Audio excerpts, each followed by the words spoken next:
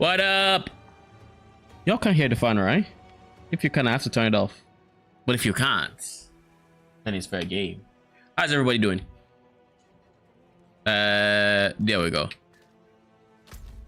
So we are back with what might very well be one of the last days we stream Diablo this season. But I have decided to just go a different build entirely. So now I'm going with Touch of Death Spiritborn, which of course, as you all know, is a tried and proven build, but I am using my own unique twist on it. So basically my unique twist on the build is people typically go the on hits playstyle where they're trying to they make it core skill, they use the unique to make it free and then just spam it. And then the idea is it's going to create swarms. The swarms would pop instantly, doing big damage in an AoE, and that's how it does its damage. But I am going with a self-propagation point of view, so almost like automation. My idea is I'm not going to be using the unique. I'm going to be solving cooldown elsewhere, and I'm going to be having them reinfect using the temper right there. So this is going to be the one that does the pulse, that does damage, which, you know, it's decent damage. And that's basically what we're going to be doing. They're still going to be overwriting themselves. We're still taking advantage of this. It has the two-handed effect, which is really nice. I'll try to get a perfect one eventually, but for now, this is what I'm working with. And eventually, I think I also want to get a glaive, because a glaive would get me lucky hit chance, which is ideally what I want versus this. I want lucky hit chance, because if I can get lucky hit chance, then I'm more likely to trigger this. It's also going to be taking advantage of like a lot of pestilence swarms, and I want this to be proccing a lot. So lucky hit is something we're going to be scaling as much as we possibly can. But yeah, let's get our Tree of Whispers reward. Two-handers.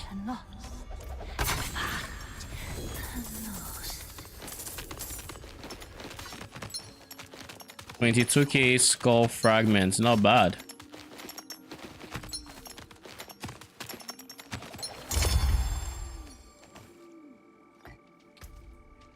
Okay, what is this? Kills extend. This is not an upgrade, sadly. So all of these are 750s. So I essentially have to do Infernal Hordes if I want to get upgrades, it looks like. Okay. In the meantime, since I am on the winding down phase of D4, what I want to do is I want to do some dungeons in Nahantu, just so I can complete my Paragon, get the Paragon points, get the oboes, and then I have no idea what I'm going to do from there, but let's just get everything here, including the 80 max oboes. That is the current plan, at least. I could go for some Legion, but I don't really care. What I want to track is the ward boss itself. Question is, where is it spawning? There. Okay. So first things first, let's get to the closest. Let me see if I can find a Discord group that is running dungeons, because I remember that being a thing, where people complete multiple dungeons for the region.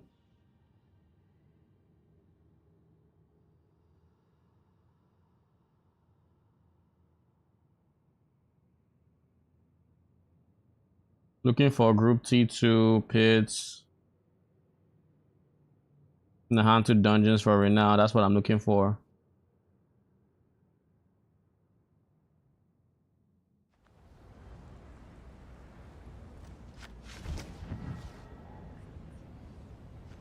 Three more tier 2 Nahantu dungeons for renown.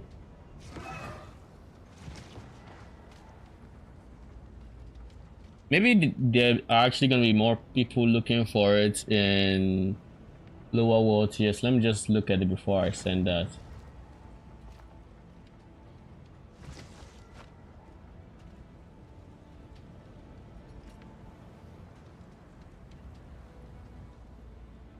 Nope, definitely not. Let me see T1.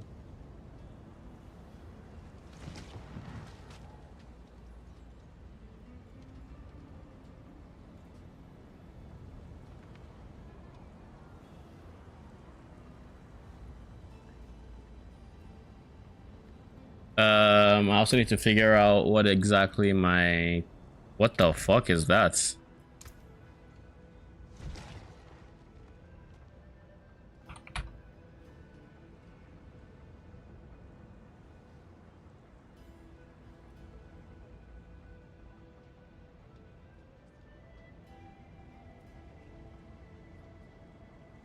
Yeah.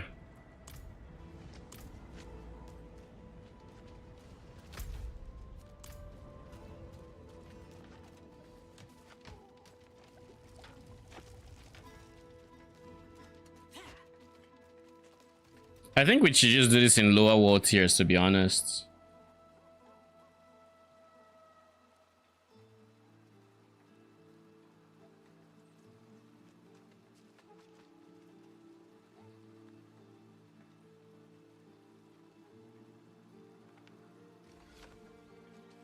I should have known.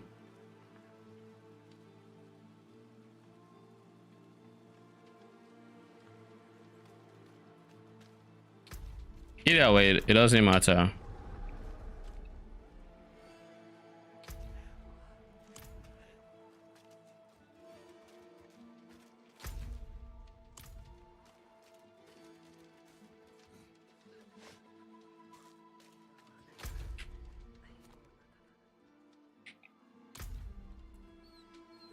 Dungeons, Nahantu.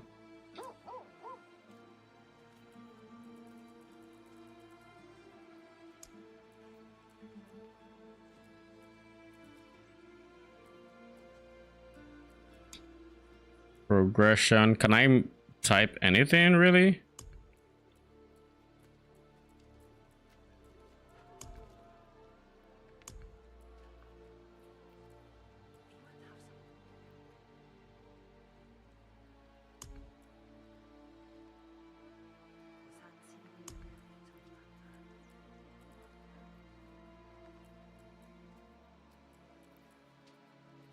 It doesn't look like I can put...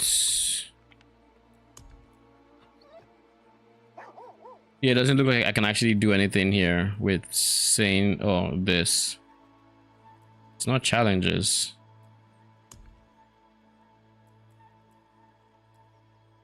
Well, I guess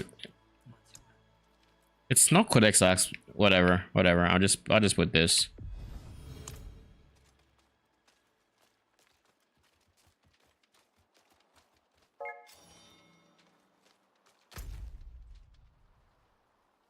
There's one person.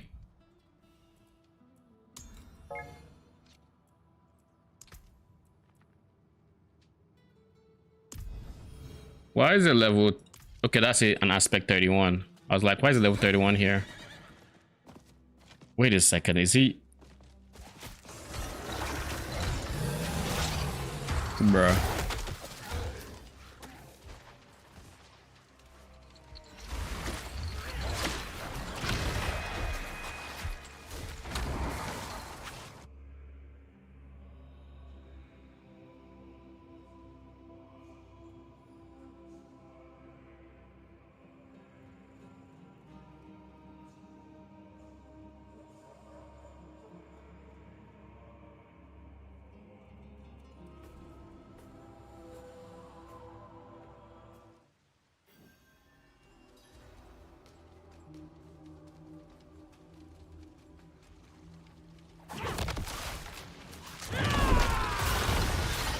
So this is what the build currently plays like.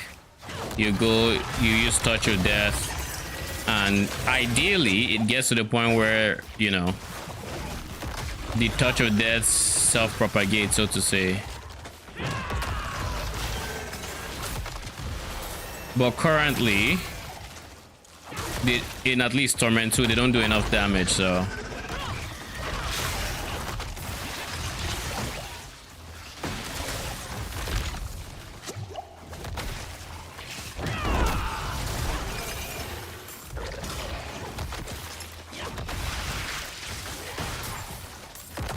So eventually the idea would be to get the damage to the point where it does self-propagate, so to say. Ideally. Bro, what are you aiming at? Like, I was right beside the monster, my guy aimed to the side. Like, what the hell?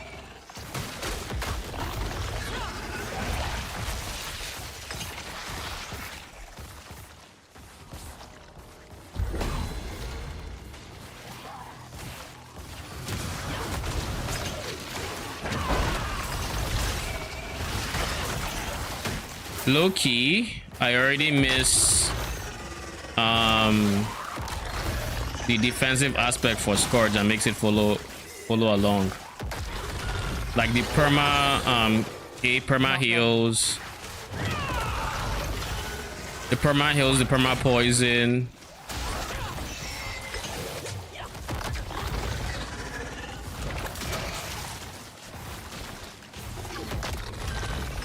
Nah, I can't get over there.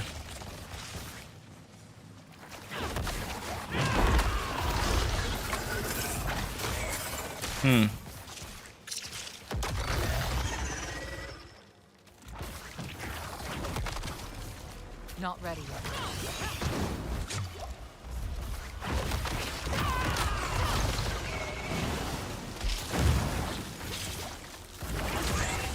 Not ready yet.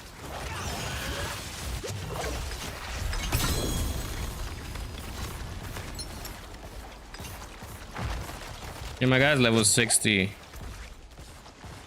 Okay.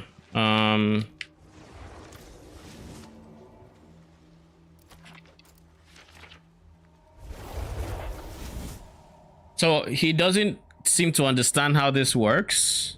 So I'm going to send him a message to, you know, go to a different dungeon.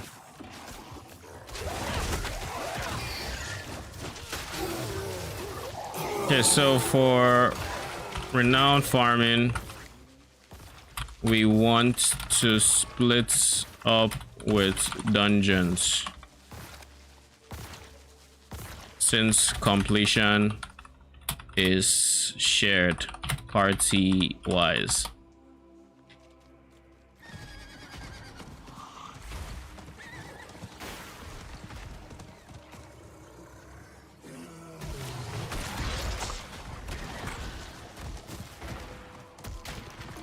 I feel like the horse takes way too long to like drop aggro. Like, bruh, really?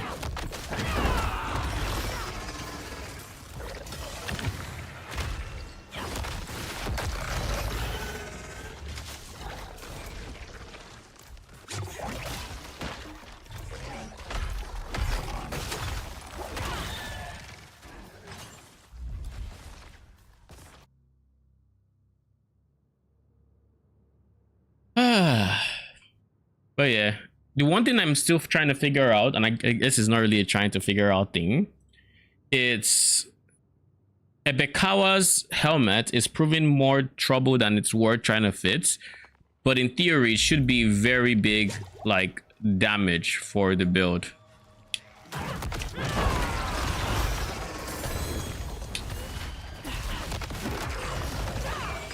It should be a lot of damage, but by not having by not having a regular helmet, I guess what is ended up happening is I need my boots to not be unique, and by not being unique, I do not have the opportunity to have a temerity.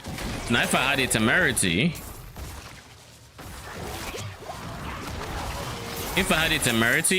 Not ready yet. then, bruh, I hate bugs. The more I use the skill that makes it like resets your cooldowns or make skills free after casting your ultimate, the more I'm just like, why is it so bugged? Like there, I used touch of death, then my ulti, it didn't do touch of death. It didn't reset touch of death, and it's like, why?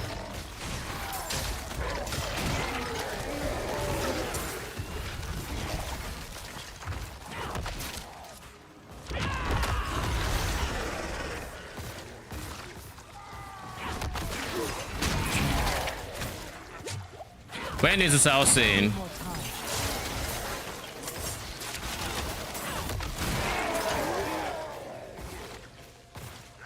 time.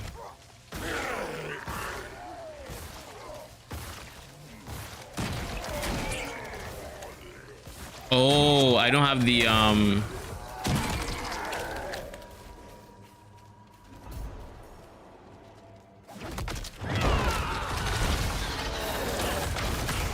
I thought I had the Stinger Touch of Death one, which would make it so it went in a circle. I did not. Need more time. Like, look, nothing happened there.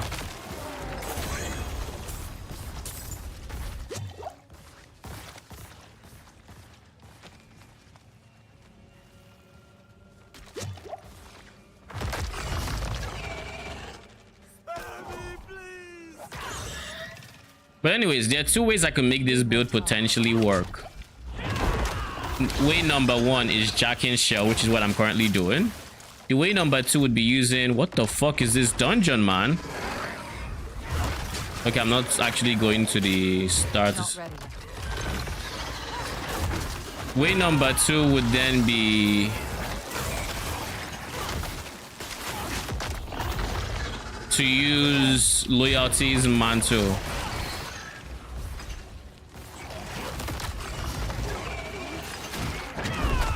That would be way number two. The problem with Loyalty's Mantle, well, it's not really a problem. Need more time. By having Loyalty's Mantle, I don't have to deal with the degen that I currently have to deal with. And as such, I wouldn't need Temerity. My chest piece would be free to not be unique. My helmet would be the unique instead. But the thing is, I'm trying to avoid... Is my guy here? Oh, this is a new person. Okay.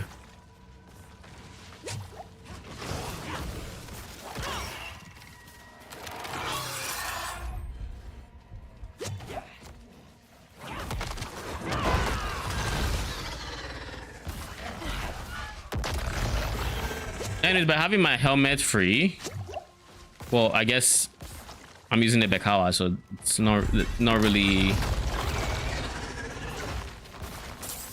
Okay.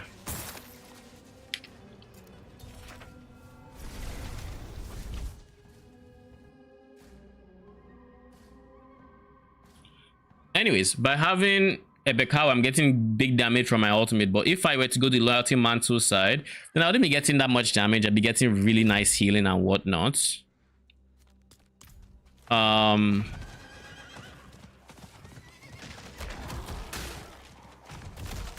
I'd be getting really nice healing, but not the damage from Ebekawa, right? And I feel like the damage from Ebekawa is needed to get well, it's not needed, but like it will help to allow the build to feel more like a minion build and actually have the Touch of Death swarms do decent damage, because they will have that 90% multiplicative damage multiplier on them, right? They'll have the 90% coming from there. They'll have the 90% coming from... Where else did they get from? And they get from somewhere else. I don't remember where.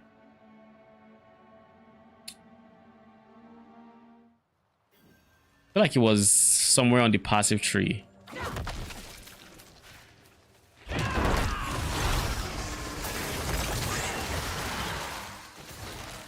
Not ready yet.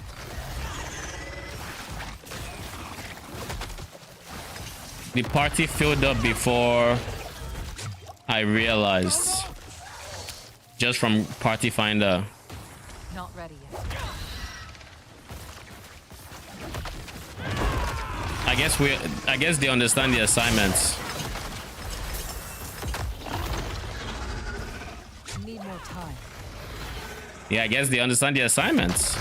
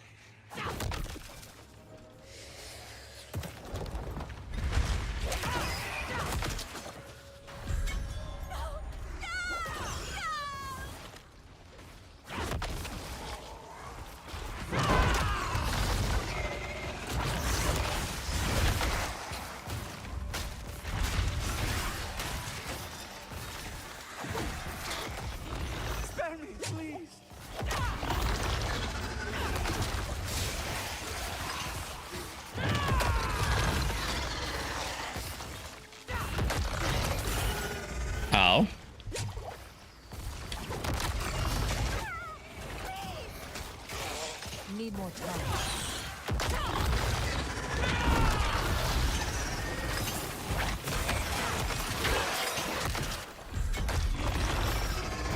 Not ready yet.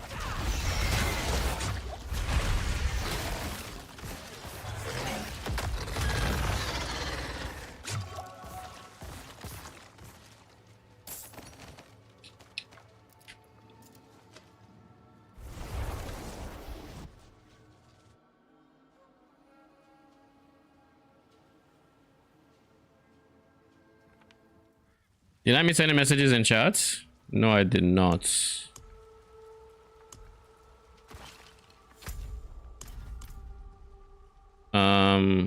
Where do I need to go? Here. Yeah, so they do understand the assignment. See? They're all going to separate dungeons. Like they hopped in and they knew exactly what to do. I like that. I like that a lot.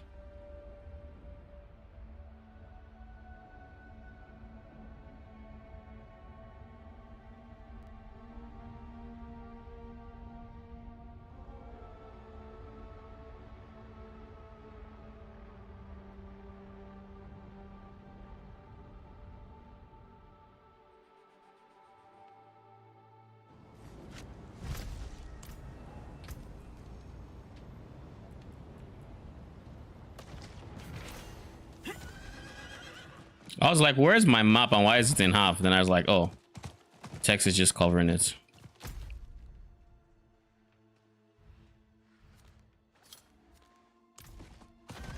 Where the hell is green?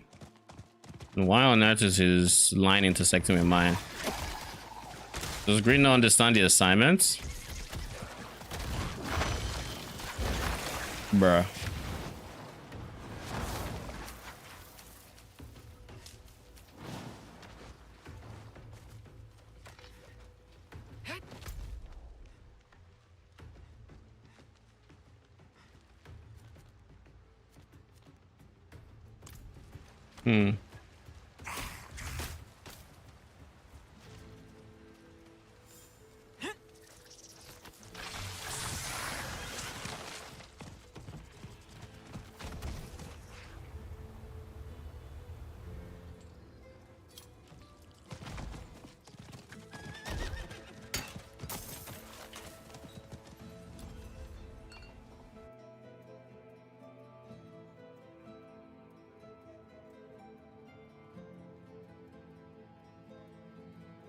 I don't know if they understand the assignment if they portal into my current dungeon.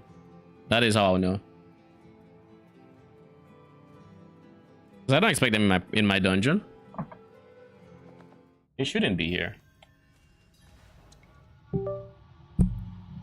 Yeah, cool.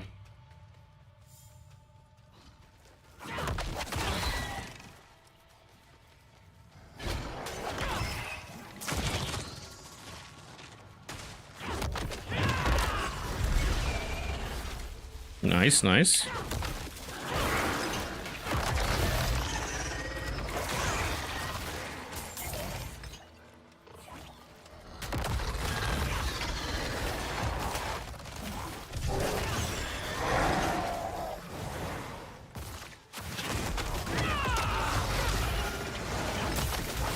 Oh yeah, remember where the other area where I was getting a multiplier from, and that was by having my ultimate permanently up.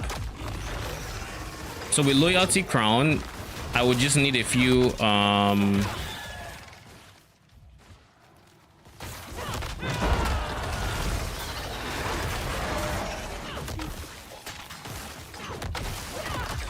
I would need a few, what do you call it? Nice.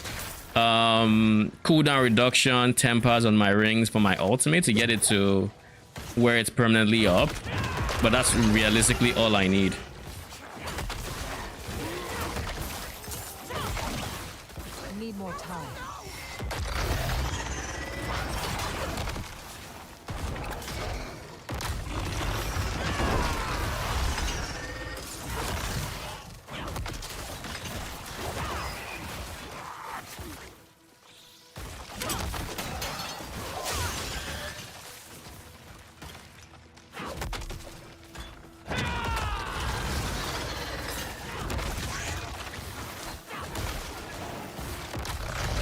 time.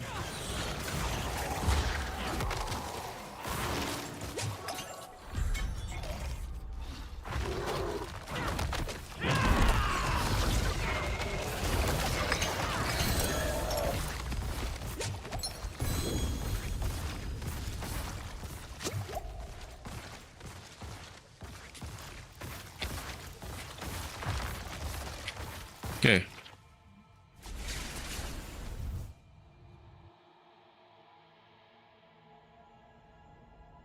So they do understand the assignment.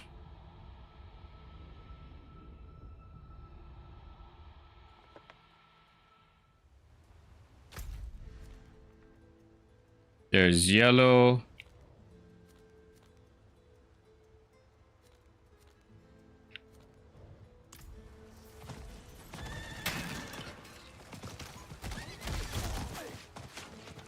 Are green and blue in the same dungeon? Possible, I guess.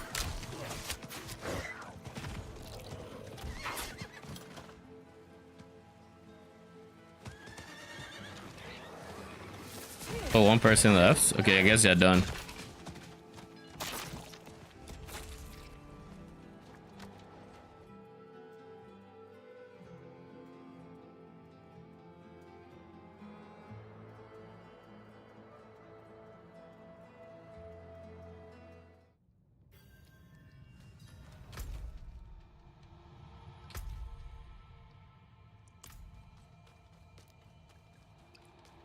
So is the person that first came here, I think.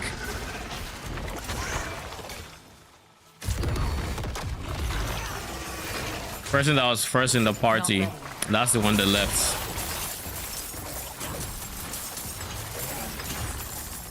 Like, look at how they're just murdering everything.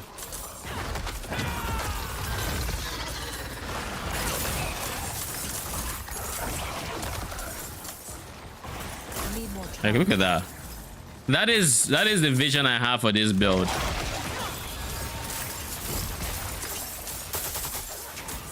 Jesus Christ, what is all this gold coming from?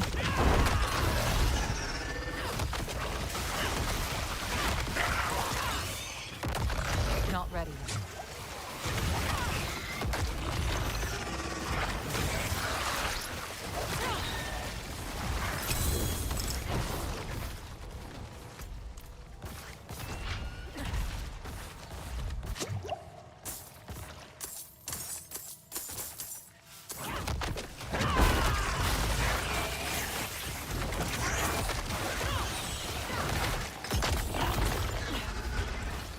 Who needs doors when you have an ultimate?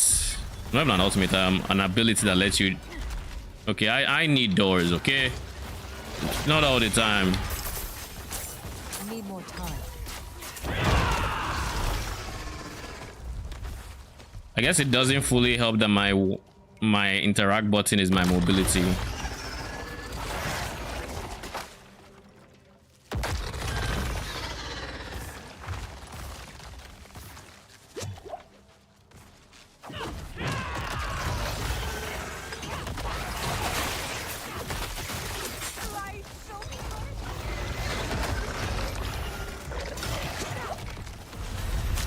I need more time.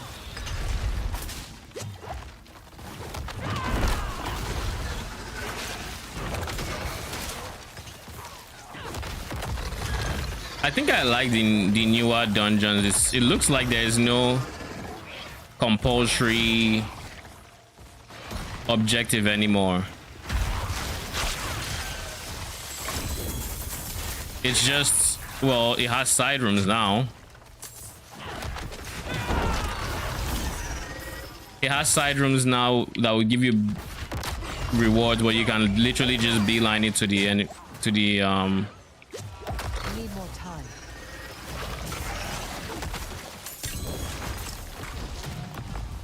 you can beeline it to the boss, basically. Is what I'm trying to say. Like here.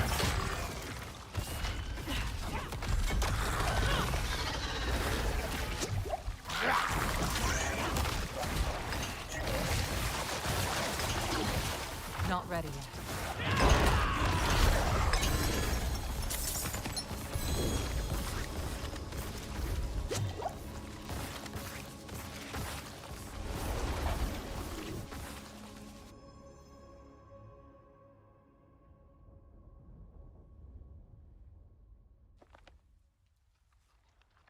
Because one thing that's, you know, having a Bekawa is not letting me do is I'm preparing for having a Bekawa, so I'm currently using Eagle as the bottom one, but realistically I should be on Centipede to heal myself for the Jackin's shell to just 5% max health healers.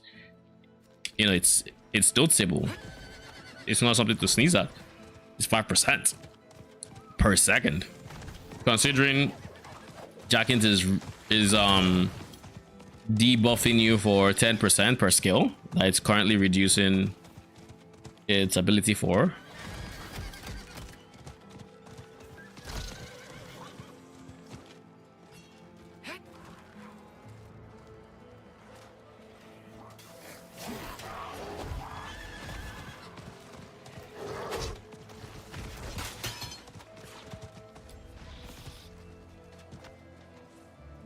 And just doing renown this way, just chill, you know?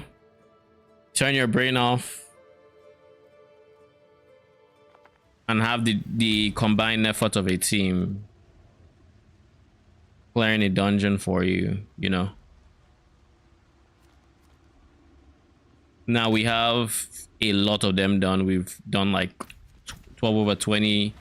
We're about to get to level 5 without sweating.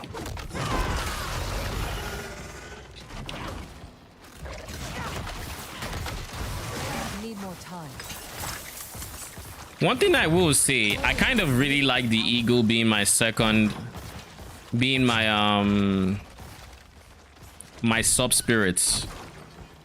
I like it because it solves my crits without me needing to worry about crit too much. It makes it so I don't have to invest much into crits. Crit is gonna be done, you know. I just need to figure out everything else.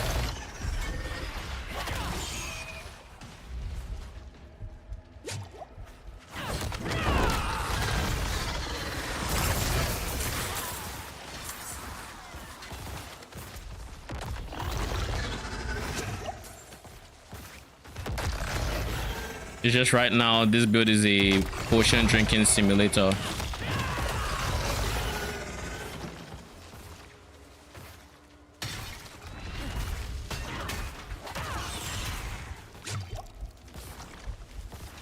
Not ready yet.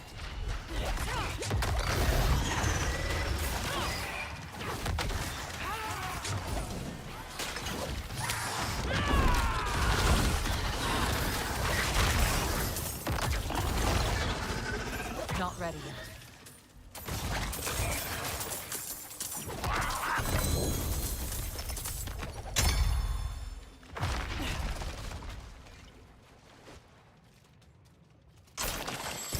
So this is the treasure room, which means the way forward is what here. I also like that it seems like they've removed that combining two dungeons together with that midpoint. Now it's just one general dungeon theme. Oh shit, Yako with his T1. How you doing? Welcome. Appreciate you a lot. I need more time. How is your, what is today? Wednesday, right? How is your Wednesday going?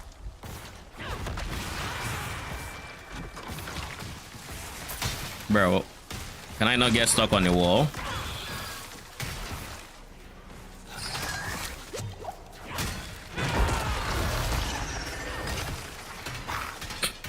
I love popping them. Hopefully I can actually recreate this in higher torment tiers.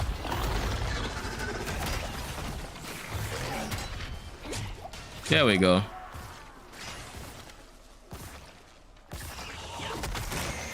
How do you just start off with a charge, eh? How? Why is this something you feel comfortable doing? Okay, let's do this.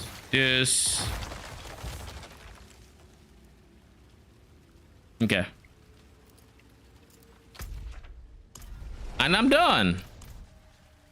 Will I continue going on with the renown? Sure, probably. Probably.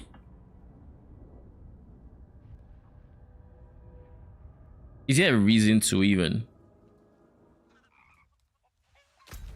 Well, for one, the biggest thing for me right now is I don't want to dissolve the group.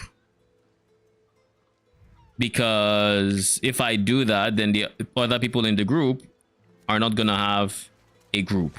So I'll just keep doing it. Consider it a selfless act from yours truly, so people could finish their renown.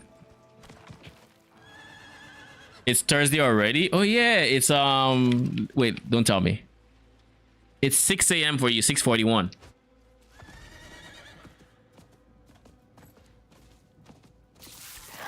Yo, the lag is insane. I need more time. Like, I just realized I wasn't moving.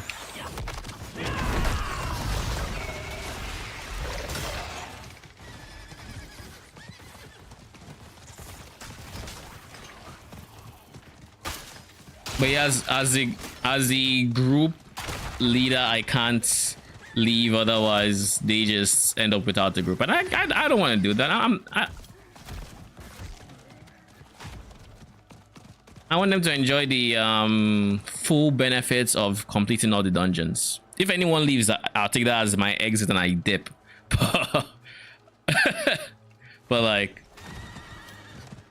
I'll be nice. Besides, this isn't bad. It's not outrightly bad. It's not like it's the most efficient or anything I could be doing right now since I'm done my renown, but it's fine.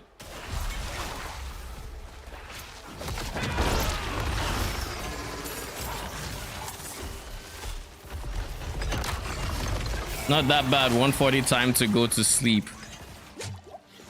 140? I was up by that much.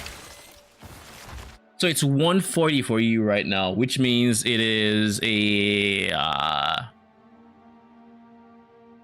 7-hour difference. Okay.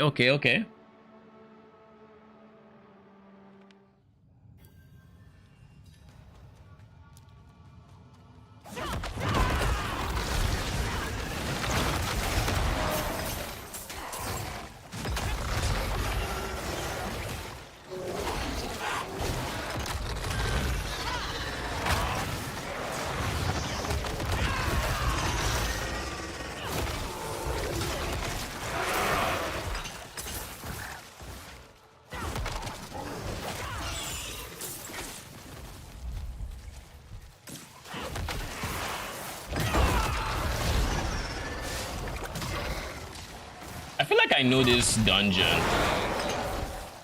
It looks like Sarat's cave. Or is it just me? Okay, no, this place actually looks kind of different. It looks more like that one dungeon that has the boss in the center, and you have to clear around it to then unlock the boss in the center. Why am I frozen?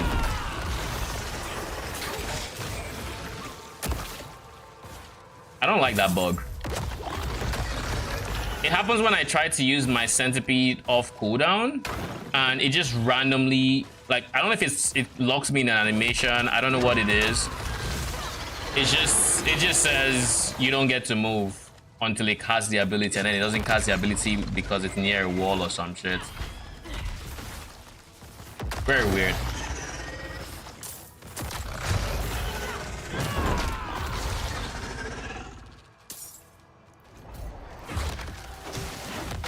Not ready.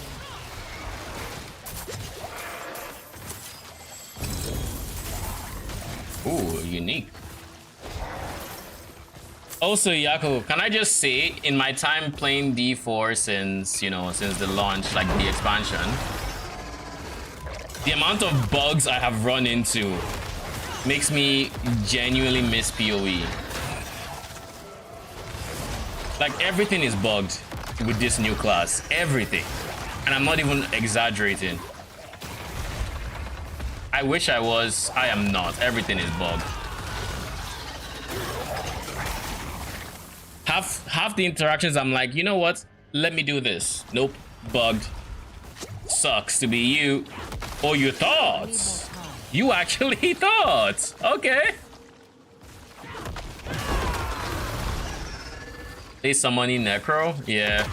Like I wanted to make a build around Not ready yet. my ultimate because it's supposed to be a minion, right? It's the centipede. That guy is bugged out the ass. Like it is so fucking bad Not ready yet. with this centipede.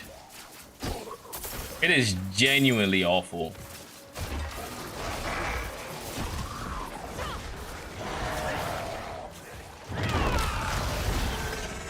Like I gave this guy 500 over 500% additive damage. I gave him 5 levels to his skills. Need more time. Oh nice, someone left. Does that mean I get to leave after this dungeon?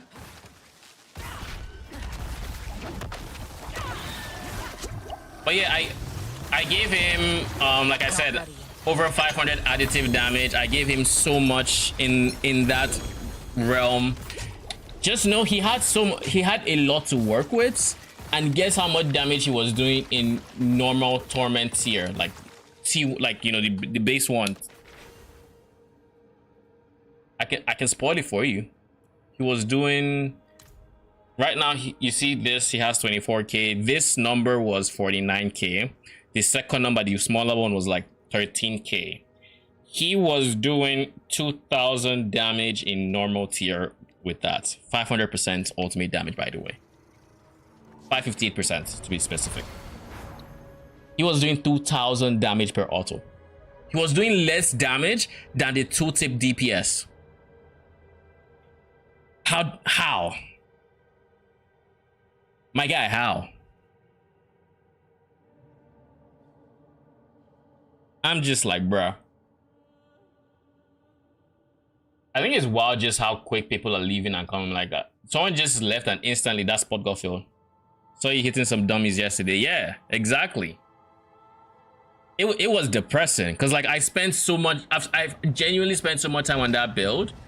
What up, Scissorsley? How you doing? Is there anywhere I still need done? Okay, I can do this guy.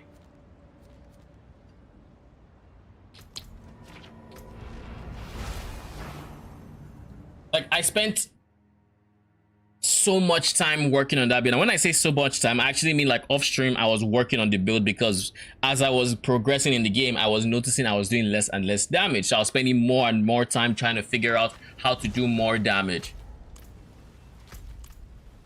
No one told me that it was just impossible. So yeah, that was fun. That was very fun. Then I tried my next build yesterday, which was what I decided to go Torrent's Poison. So the idea was I would skill Scourge, and I made Scourge into like an RF aura. So the idea is I use Scourge, they get feared, they move, they take big Torrent's damage, rinse, repeat, you know. That was the idea. And of course I went Gorilla as my primary haul, which what that does is it makes it so my Gorilla abilities trigger Torrent's damage on the enemy, right? And then it makes all my abilities Gorillas, so including my Scourge. That was the idea. So like my poison would be proccing Torrents, because in this game dots are considered hits according to the community. So my poison would be proccing. My poison will be proccing the thorns, and then when they get feared and they start moving, it triggers more thorns. That was the idea. Thorns over time or something like that. I forget what the aspect reads like. Turns out the poison itself did fuck all for thorns. So like in that regard, it's bugged. Then so only the aspect that made it so they would take Torrent's damage when they move was actually working. So you end up with this very awkward playstyle that you're just running around hoping things move, you know. You run around, you hope something moves so you can take Torrent's damage, otherwise it's ZDPS. So like on bosses, because they couldn't be feared to force them to move, you would end up in a situation where you would essentially have to, you'd hit them, Oh, someone else is here. Why is someone else here? Need more time. So you would hit them, and then you'd run around the battlefield. So they would actually move and take turns damage. It was very gimmicky and just very meh. So I just insta change plans to this. And the idea for this guy is, where on earth is the way forward? Top left. The idea with this guy is I'm going to use Touch of Death to trigger those swarms, and then I'm hoping I can get those swarms to do enough damage to where they can actually like self-propagate themselves and act like a sort of pseudo minion build.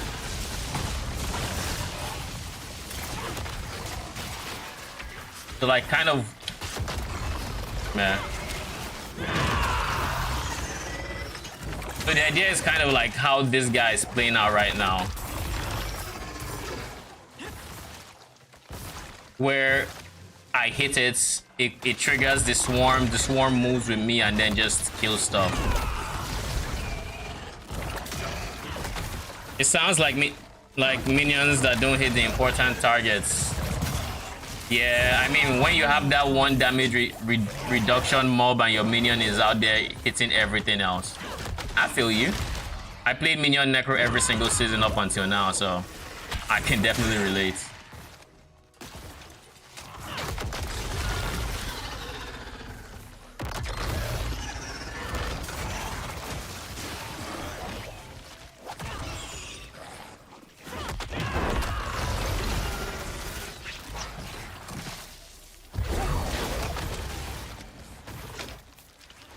Need more time. Not enough animus? Okay, in that case.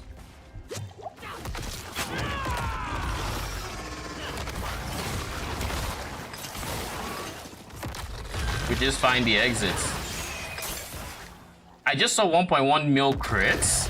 Wild.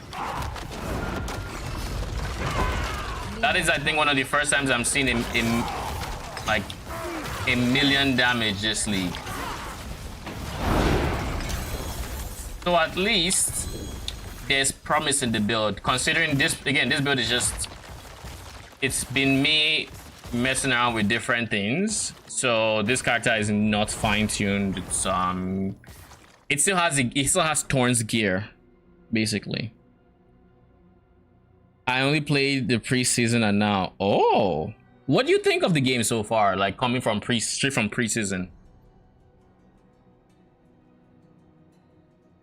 Looking forward to hearing your perspective, because like I've played every single season, so like my obvious opinion is kind of skewed based on that, to where I got myself to the point where I could be tired of the content that was there before, and so maybe, you know, I might not be enjoying some things as much as you are. Maybe you find some things more awkward because there was that big gap.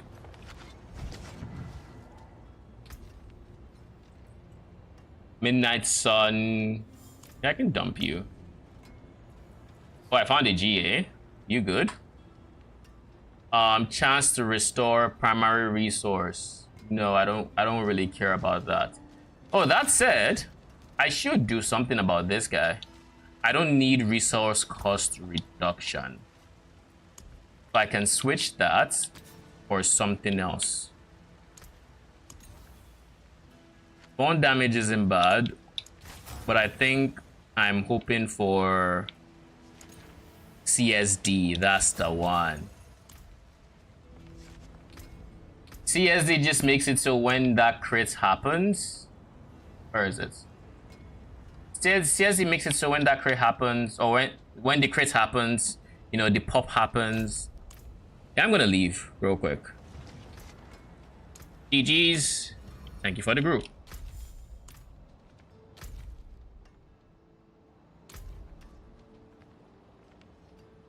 Okay, I don't have a party listed, thank God. So when the pop happens, it does bigger damage now because this scales off of CSD. Realistically, if I go Loyalty's Mantle, then I only need one unique.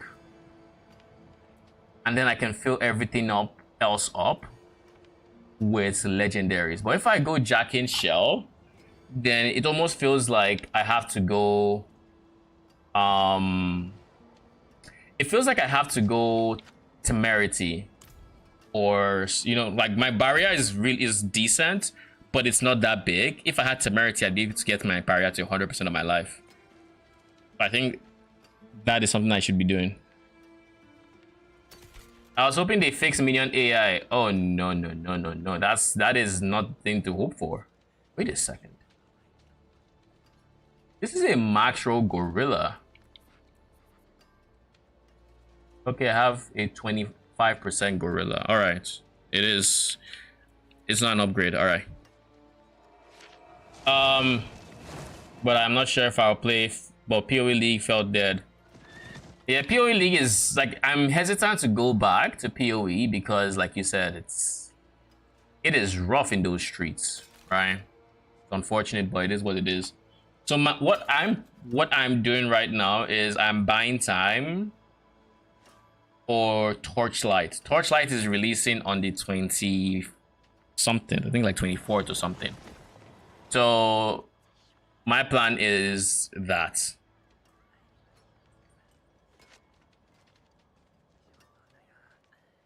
Vigor per second, lightning res.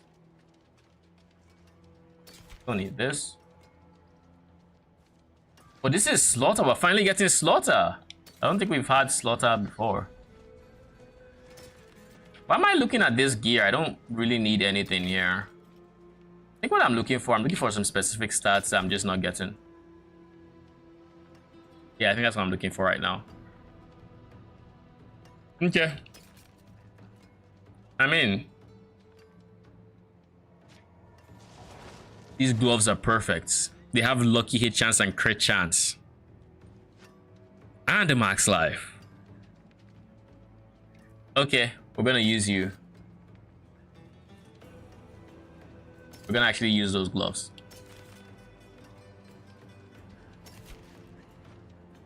This is Starlight. I already have a perfect Starlight. I don't need to worry about that. Move speed, dexterity, not nearly as good as mine, so. But yeah, so the thing with Diablo 4 and Minion AI, I feel like Minion AI used to be better. Oh shit.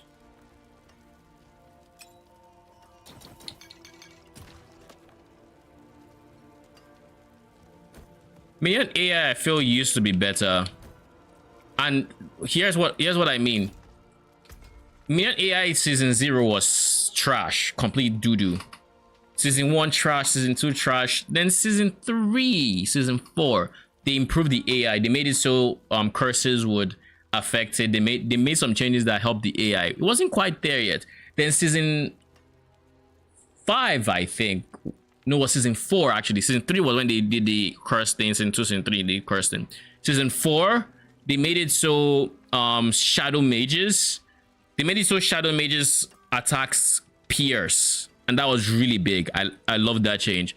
Then season 5ish, 6, or is it just 6? I don't remember if it's which one exactly, if it's this one or the season before. They increased the aggro range for minions, and I think it was season 6 actually. I think it was PTR, because I played on the PTR for like one day and I instantly hated the Necromancer. Instantly. Why? Because the aggro range was so wide that it got distracted by literally anything, and it just felt like I didn't have minions. Like, I would go to Helltide and I would be standing, let's just say I'm standing here, I'm standing right here, right? They would be fighting something where this guy is over here. Something will come from here to hit me. They're all still like distracted doing all their different shit, and nothing is trying to kill the thing that just casually walked up to me. And I hated that.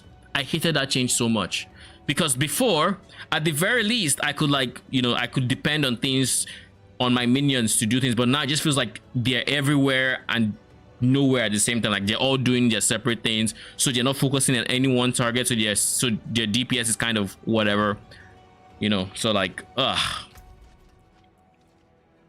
But yeah, that is that was pretty much how I felt.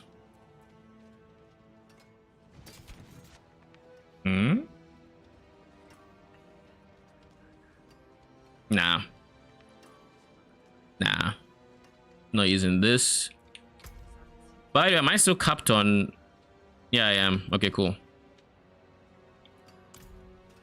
I think I said I was gonna check the temper of this guy to see if I could make it work, because the important thing here is touch of death swarm duration. Oh shit, first try. I'm not gonna try to re-roll it. What up, Chongo? How goes the grind?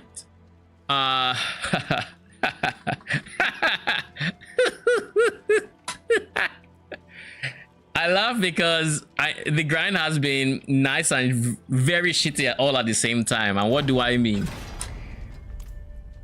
The grind for me has involved trying to make, you know, some weird stuff that fits my playstyle work, only to find out that it is bugged and it is not working and there's nothing I can do to make it work.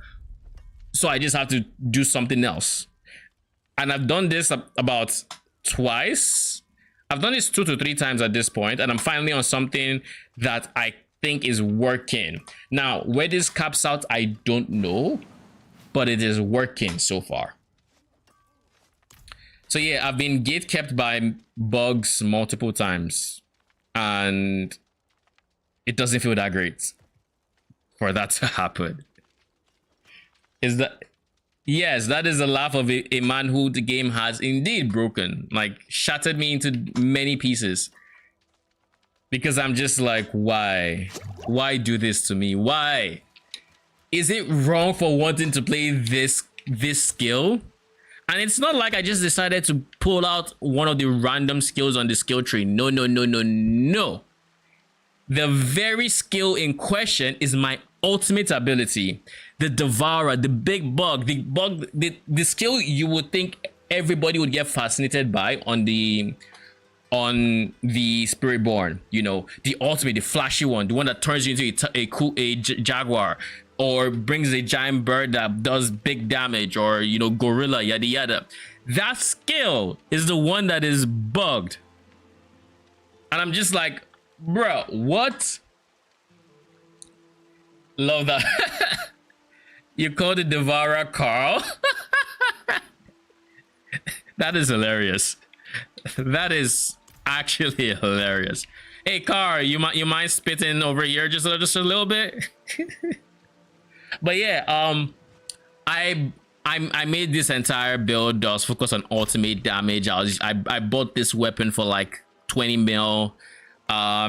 It has GA ultimate damage. It has like supremacy. I have like 3 levels into supremacy passive. So like all these different modifiers that were all affecting my ultimate damage. I had 500%, 558%. That increased ultimate damage from my gear. I had my passives. I am Paragon 114. I think I was like 100 at the time. And I took this guy to the lowest world tier to see how much damage he was doing per auto. And his tooltip said he should be doing 47k. Was it 47? 40 something, 42k with his line attack and 13.5k with his auto attacks. Now, as we all know, tooltips typically should have less damage than the actual skill. Like, it's the tooltip, right? It's not accounting for everything. My guy was doing 2000 damage per auto attack. He was literally like 1/6 of the damage the tooltip said he should be doing. And I'm just like, why? Why do this to me, Blizzard? Why? Then, after a few days of wallowing in pity, I said, okay, I'm going to make a different build. This isn't working. The minion build idea is kind of dead since it's not working. So I'm just going to do something else. And I decided I was going to have, I don't know if you never played PoE, so you don't know what RF is, but the idea is I would have this AoE zone around me that any enemy that walks in just automatically dies once they get into, like, they take damage and they die. At least for trash mobs. And then the bigger ones I can kill through some other way. And how I would achieve this is I would have my scourge ability and an aspect that made it hover on me for like X seconds after I cast it. So like max is like 9 seconds. So I would just have this aura around me that's inflicting poison. Then I was going to scale this with thorns to make it so thorns would trigger off my poison damage. So when the enemy is poisoned, they'd be taking damage from thorns. And I did this through like taking use of like gorilla as the main primary hull and yada yada yada. Either way, that was the idea. And then they should be taking more thorns damage when they are moving, and then because the skill automatically fears they would always be moving unless they're like bosses. But either way, they should, that was the concept. And I just scale thorns. I was even using a razor plate I found, which was a 1G8 razor plate. So I had thorns. I had over 2k thorns. Come to find out that my poison damage wasn't triggering the thorns. And indeed, what was happening was it was only the aspect that was making them take thorns damage when they moved that was applying. So then you have a situation where in a single target environment where they cannot be feared, you have to hit the thing to poison them. Then you have to break line of sight so they actually walk to you. And then when they get to you, you poison them and you run again. And rinse repeats. And I'm just like, bro, what is this? What is this? And this was just yesterday, by the way. I cooked up the build, everything. I rerolled my gear, whatever. I did everything yesterday. So I'm just like, I felt defeated. But then I came up with this one, and this one feels good so far, at least. I still need to get like the gear up for, you know, this is Gorilla 1500. I still need to get the DPS up by, you know, because I'm not using specialized gear yet. I still have a lot of Thorns gear left over and yada yada. But at least like so far, this is the first build I'm doing that I actually feel like I'm doing damage. It might not be the greatest yet, but it feels like I have a starting point I can scale. And that's really all I'm asking for. Genuinely.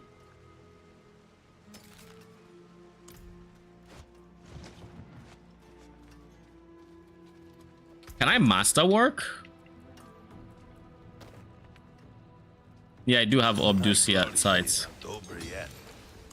But I need to get more. All right, let's farm some obtuse sites, or whatever you call it. But yeah, my time so far has been, let's just say, unideal. Very unideal.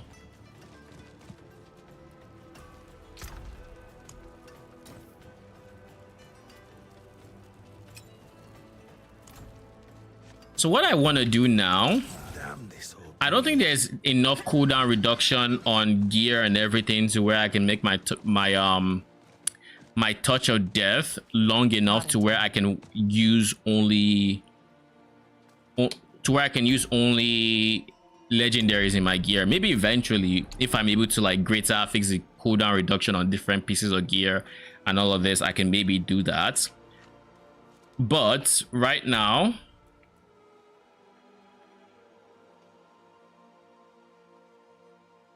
I really want to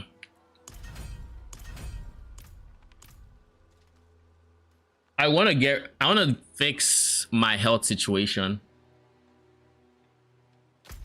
I think once I get content that pushes back, I will die in my current setup because of my life. I have 5,000 life. I have a lot of life actually. Now that I look at it, Jesus, that is a lot of life. I'm very tanky, which is why I haven't died so far, right? But I need to do something to where I keep in mind this is before I hit. Once I start using my gorilla abilities, this is gonna proc, so it gives me 15% increased max life. So I'm gonna get even more max life, like over like 500-ish life.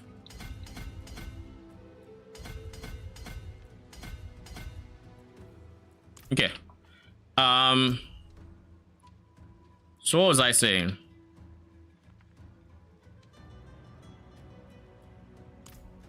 I'm in Torment 2 now. There's two ways I can fix this health issue. Way one is I can run a temerity. If I run temerity, I lose the resolve gain, which is unideal. But at the end of the day, it is what it is. Like I can live with that technically, right? That is the first way I can do that. The second way I can do that is completely abandon the idea of jacking shell, run loyalty's mantle instead. So I'd run this guy instead. Where is it? Where's the helmet? This guy. Run this guy, which would give me damage cooldown reduction. A max roll one of this could potentially get me the cooldown reduction I need. This I just dropped, so I just started using it. I could use this and then of course go double centipede, so they'd be doing a lot less damage. I'd be very tanky and I'd be healing a lot, so I'd be very, very tanky. Why I am kind of against this is I kind of don't want to go double centipede. I really don't want. I want to avoid doing that, and the reason is simple. I feel like centipede's bonuses are kind of weird. I feel like they promote a very healthy playstyle, like a very defensive playstyle. And there's just like other options I have. Like right now, Eagle is giving me a bunch of crits, so I'm always going to be critting because I'm always moving, and that does big damage because it's crits, right?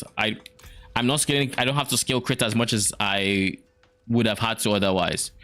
Gorilla right now is like I could care less about Gorilla, to be honest, but it's still a barrier. I would honestly rather have let's say Eagle, right? I would rather have Eagle because of the movement speed than Gorilla, but Gorilla is still decent because it gives me a barrier. A Thorns is practically useless to me because I'm not scaling Thorns, but the barrier is nice.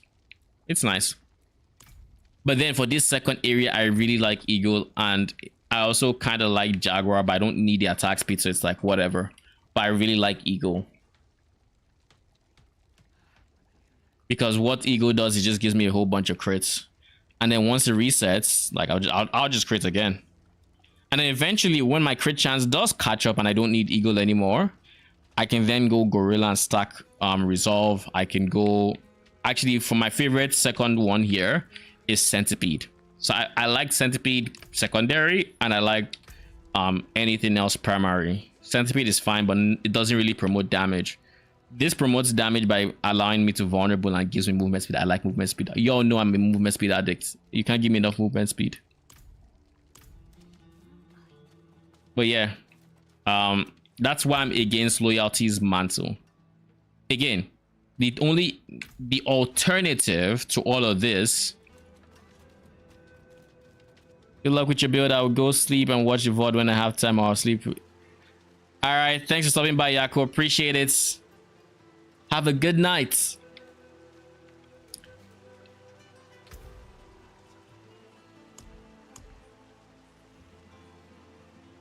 Maybe, I mean, I'm going to replace the Thorns because I don't need it anymore.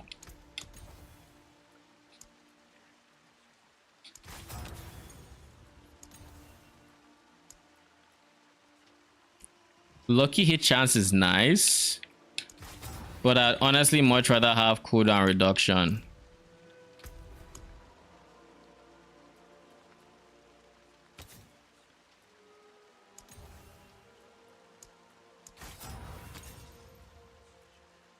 I've also been running very low on Rawhide. I don't get it.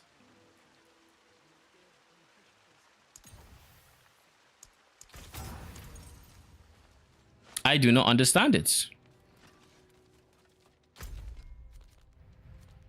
And I feel like this has been a common problem I have seen, like, people talk about, just Rawhide being an issue.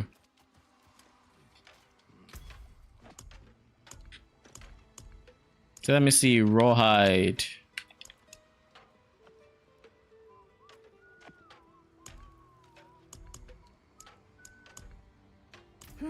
Peace and quiet. Is it a jeweler that has the menu for it? Because I think I've seen something on your runes. Let me ask Sirok.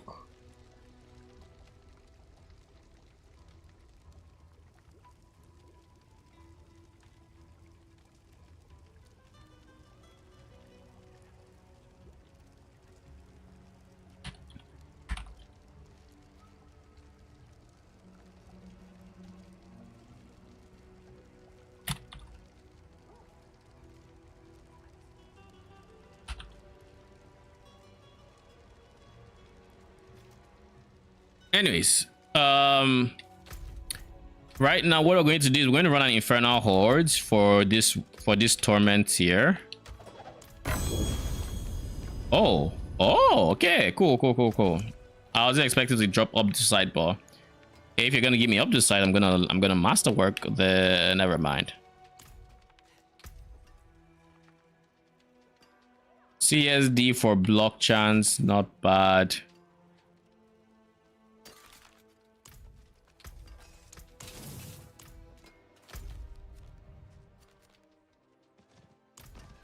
I'm done with Deeds of a Champion as well. That's nice.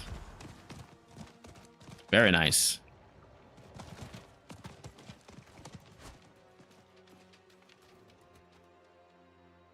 Well done.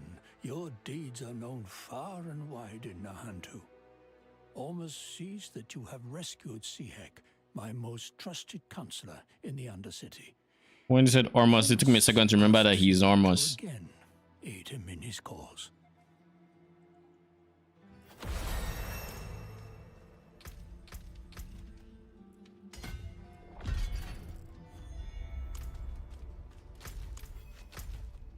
Okay. Garb of Baleful.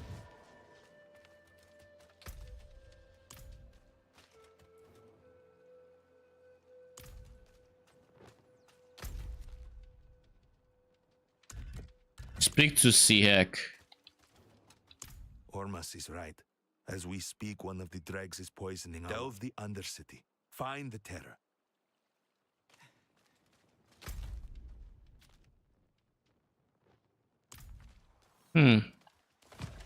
I'm surprised it didn't just outrightly show, oh, this is quest icon, you know?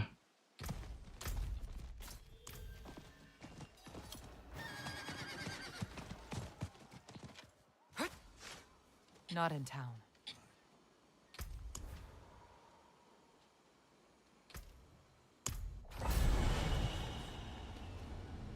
Let's drink all our experience boosting stuff and let's go.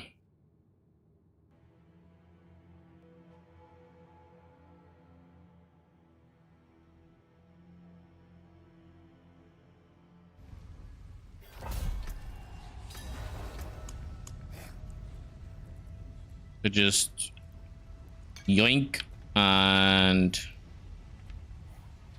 yoink.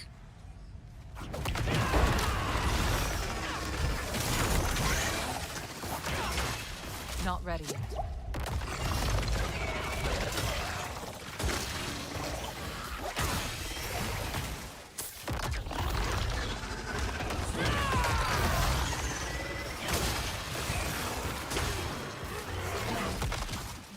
Need more time. You know something else? Oh, was I follow?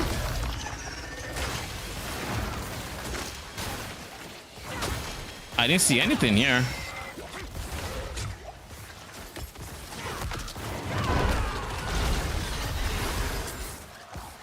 I am doing good damage, I'll be honest.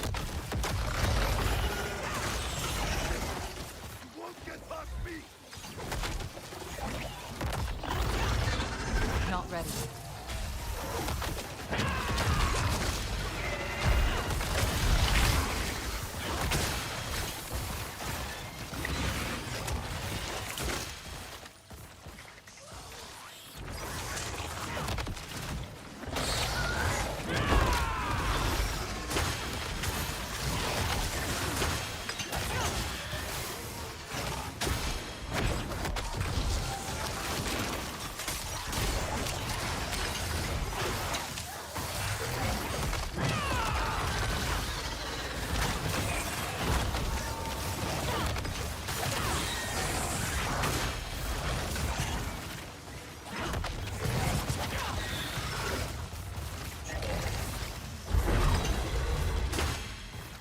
feel like I just saw my ulti do 200k damage, but it can't be.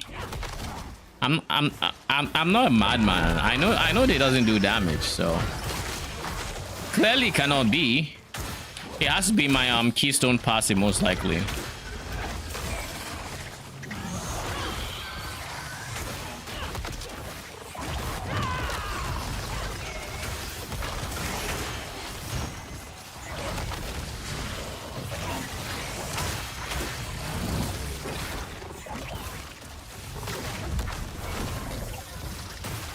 Not ready yet.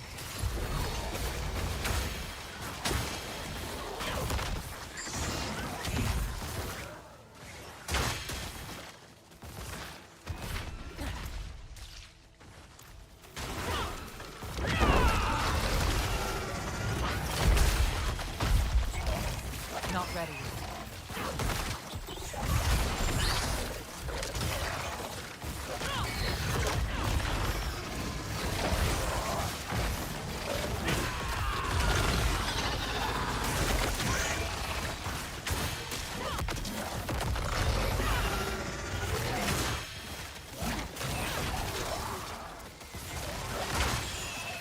Not ready yet.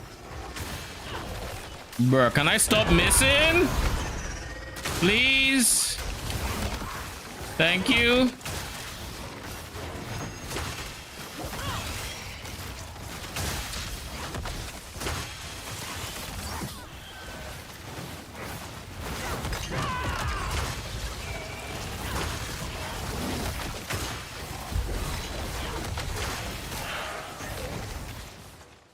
Okay.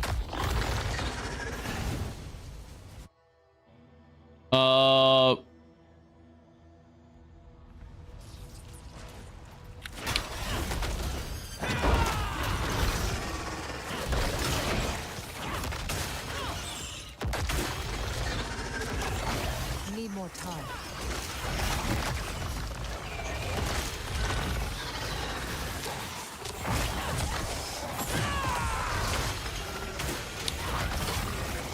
Hello. I should say it now. No promoting anything. I'm not interested in art. I'm not interested in anything. Not Any ready. promotion will result in an instant ban. You have been warned.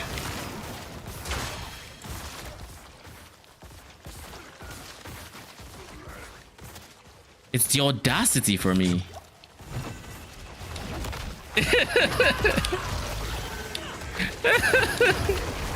Like, Need more time. still just went ahead and did it.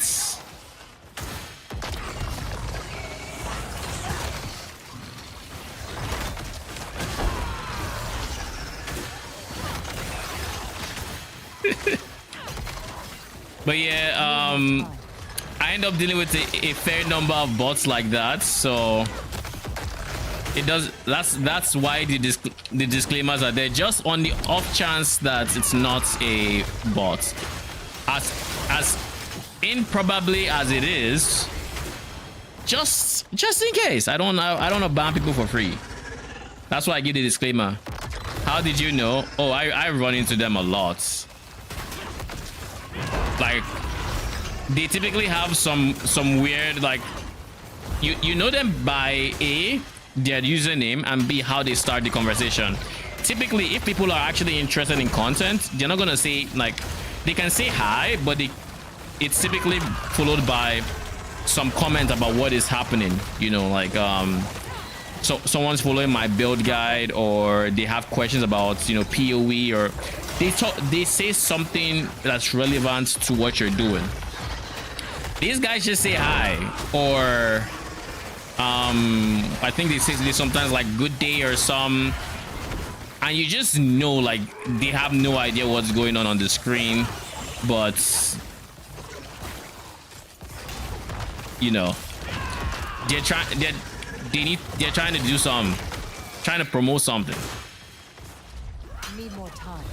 Basically, that's how I knew.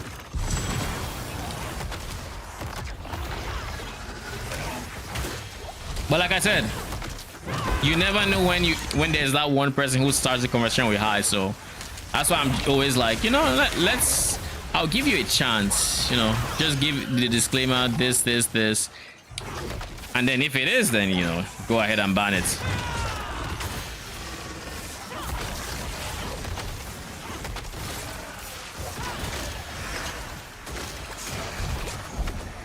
Was I frozen? Not ready yet.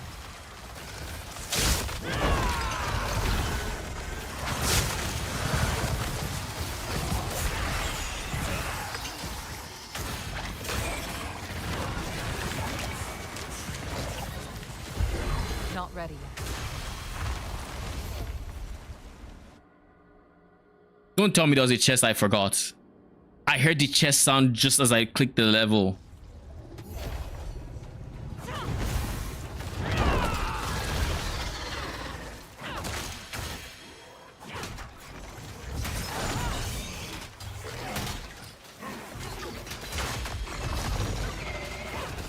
Quite the challenge, eh?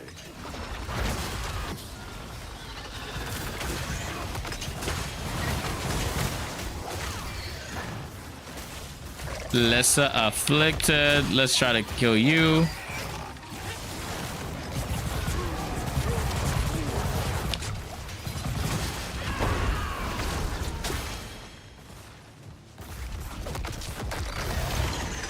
Not ready yet. Okay, so I should be going here.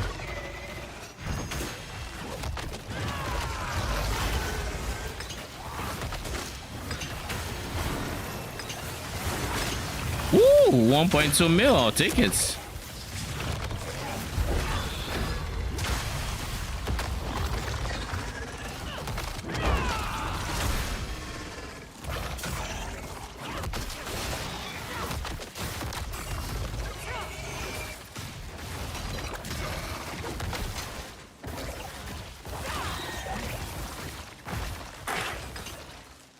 Okay, and then there's this extra beacon. I don't know if I don't need to do this, but I will, just to make sure I have the max amount of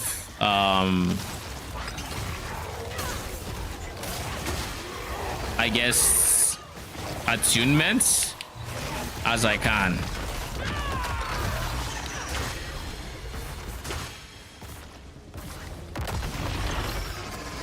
Need more time.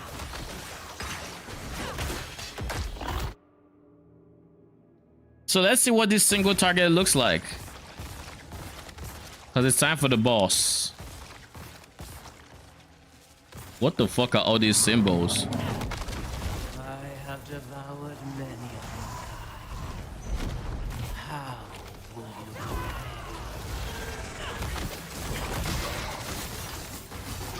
Get the fudge away from me, okay?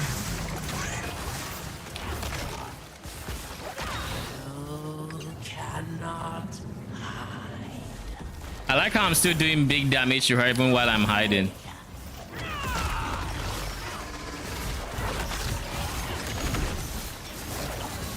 We need more time. Let me break you.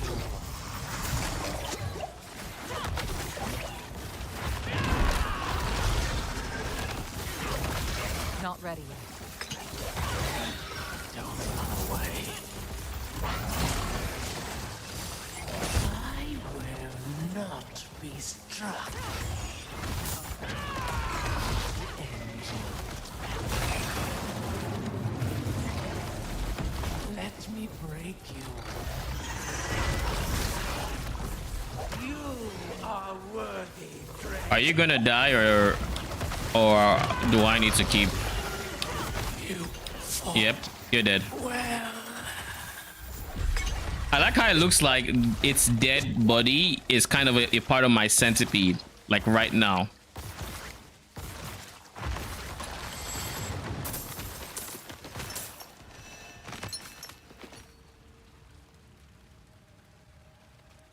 I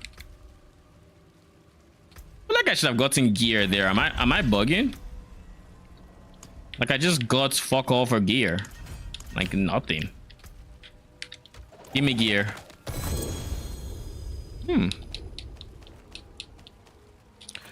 Where's my pets? Oh, you're there.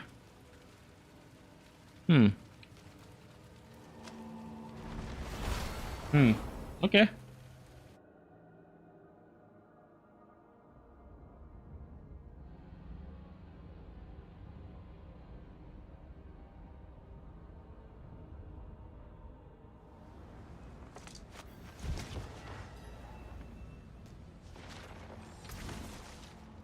What did I get? Oh, the beautiful helmets. I need to replace poison res with dex. But otherwise, the helmet's perfect. Welcome, Wanderer. I've been expecting you.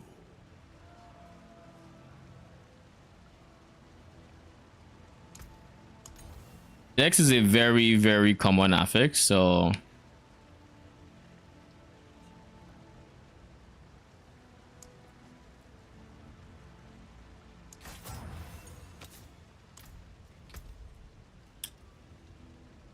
then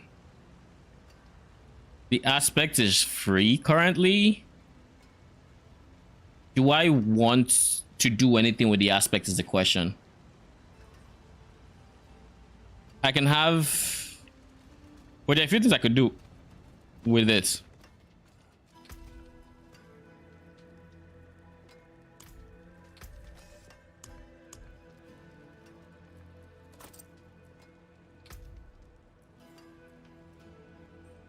Touch of Death healing bonus, and that's fine, but I don't care too much for it. If I had to say, armor would be really nice to have. Resolve would still be nice to have. Resolve would be nice to have because I'm currently using this guy, which is gain 1 resolve when you dodge an attack. Your potent skills consume 2 resolve to deal multiplicative damage. Alternatively, is there something I could do to replace this? What up, Arcane? D4 bad.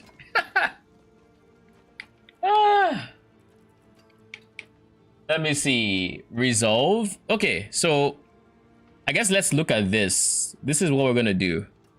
We're going to stare at this, at my list of potential multipliers, and decide which one of them can replace what I have going on there without losing damage or preferably gaining damage.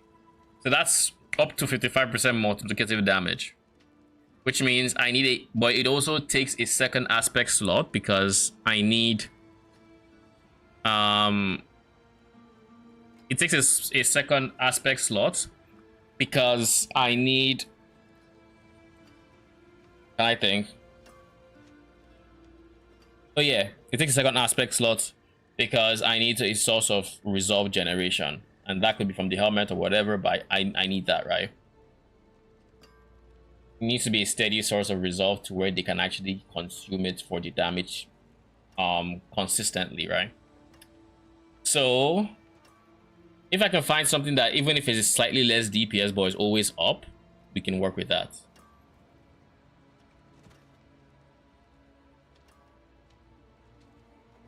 Is equal to your block chance.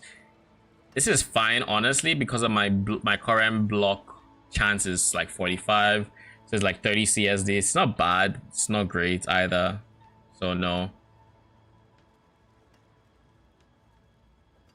It's important to note it is not we're not using the one that makes a core skill, so it is not a core skill.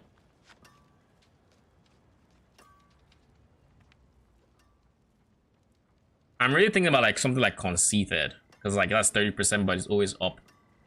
And if it's not conceited, then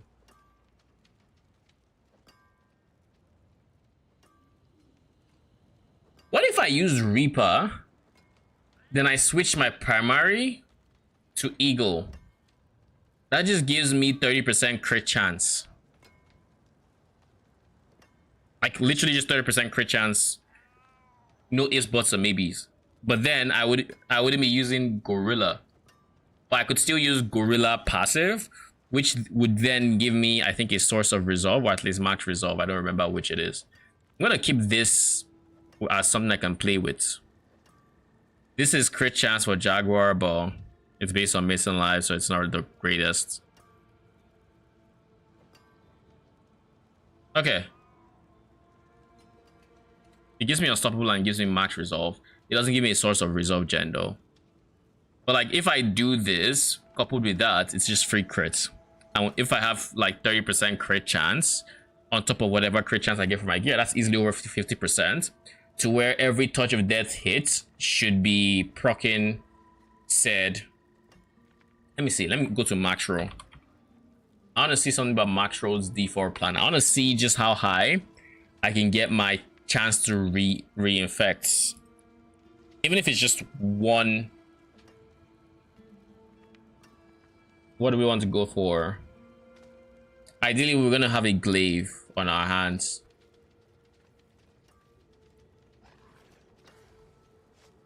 Oh, it's just glaives, so that's fine. So temper, we're going to go touch of death, swarms. Yes, that's the one. So then if I went for, and I gave it this,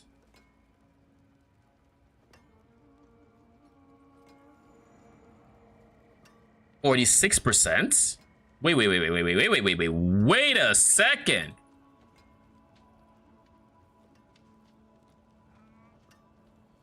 So wait, just base, if I got a max roll and I took this to 12 temper, I'd have over a 50% chance for it to reinfect. And then if I just got one, that's 68.7, that's 10% per hit. This is just incentive alone for me to actually push this. Because like if, hear me out. If every single hit, the touch of death swarm reinfected, that would essentially mean that, and keep in mind, it's hitting twice per second. It's hitting, to my understanding of how it works, it's hitting once when the swarm hits, as read by the second paragraph.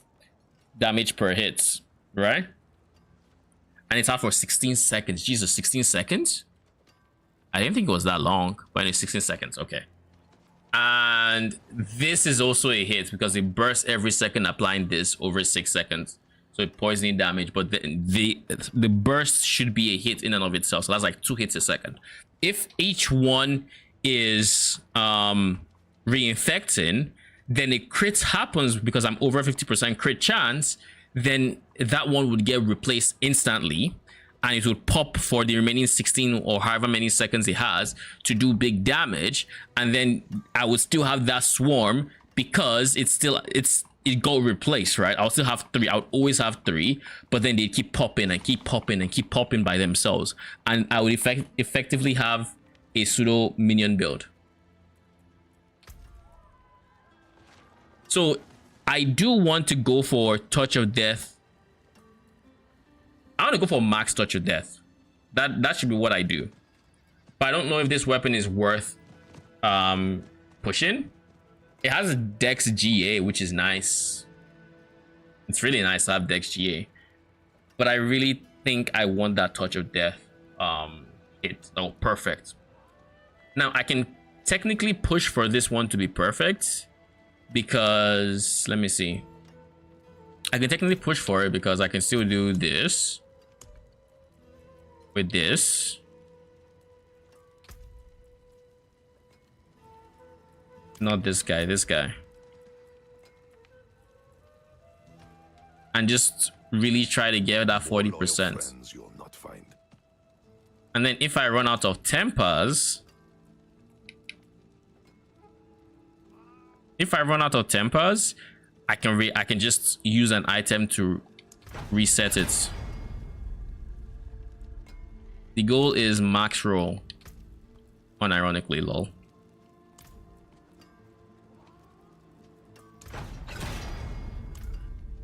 Once I see I am getting low on my temper material though. Not temper material, the these guys here. Once I see I'm getting low on these, I will stop on a touch of death hits. This is 43%. Do I keep pushing? It's 43. Like 43 is decent. I can always redo it. That's the good part about this. I can always redo it. Like this is 43%. Out of 46. I'm missing 3%. So with like more master working, it would shift to like 50%. So I've been like 47%. Like I can work with this. I can work with this. Then how much updo side do I have? 60. Okay, so what we're going to do now is we're going to farm some updo sides. That's the goal. Which means Infernal Hordes. Now my question for Infernal Hordes is I don't remember how I got my compasses to even begin with. What is this? What is the primary source of? I feel like it's Helltides. Right, I'm almost sure it's Helltides. Let me just open something. Diablo 4. Infernal Compass.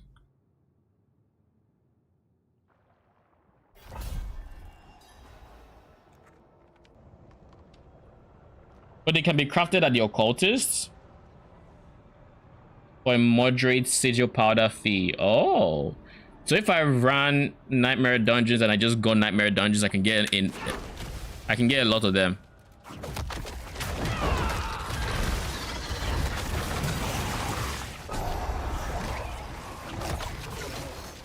Not ready.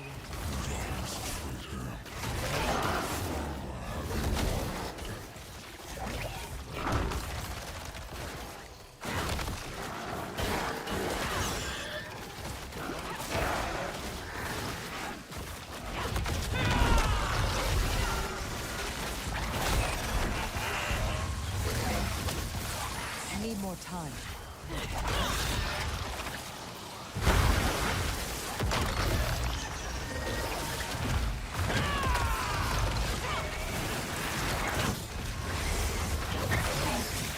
Not ready. This is performing better than I expected, I'll be honest. Like much better than I expected.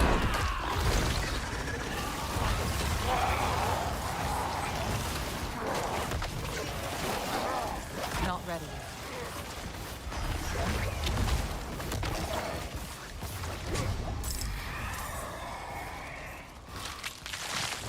Okay, not bad, not bad. Soul Spire. Normal monster damage, but they spawn ether events faster.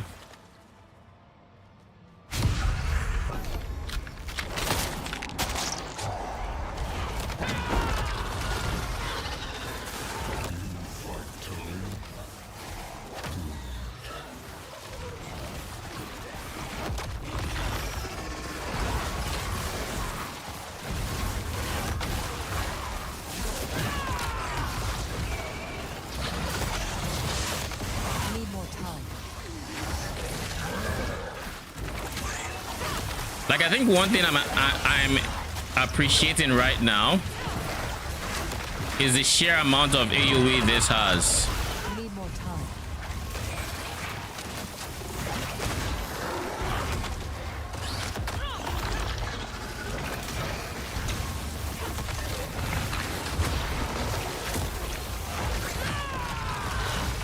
I need more time.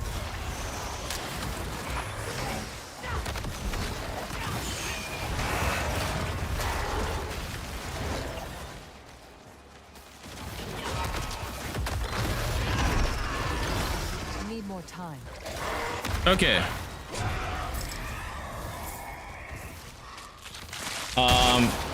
How crazy does this mechanic get? Guardian 8 time increases move speed, 8 seconds, source power pool, empower nearby foes, drain health.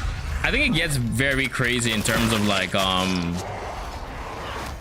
hordy it looks like. Like you really get swarmed with monsters. I think this is like currently one of my favorite D4 mechanics. Like it's genuinely one of the only mechanics that feel like it is different and it's not just like Nightmare Dungeons again.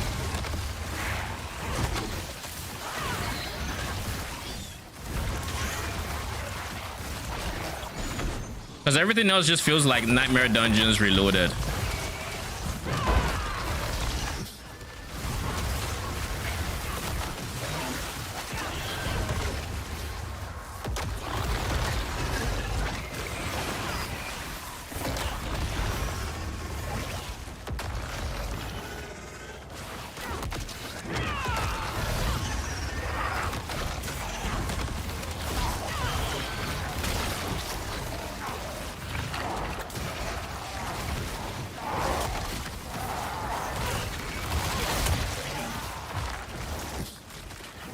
One thing that gets scary with this build is the more single targets the fight becomes, the less healing I get.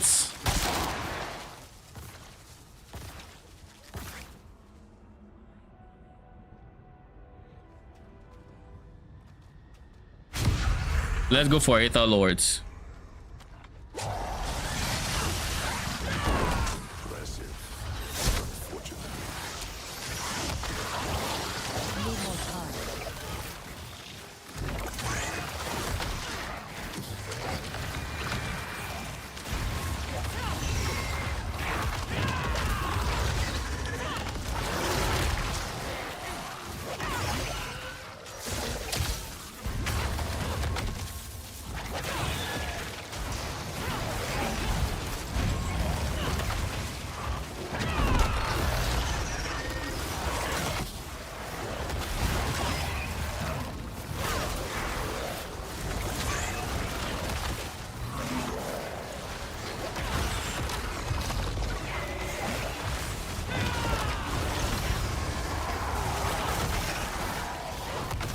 Not ready yet.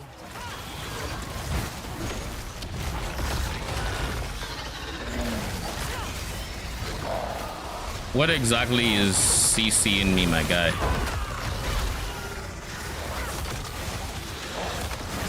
Not ready yet.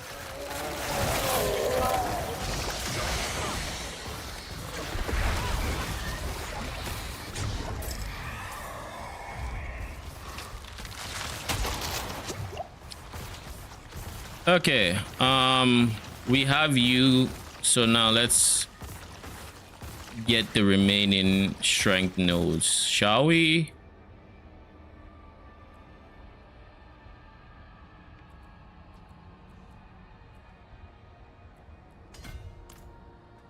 So what is this? Gathering Aether increases movement speed. Slaying Aetheric masses slows you. Unlimited resources. Sure.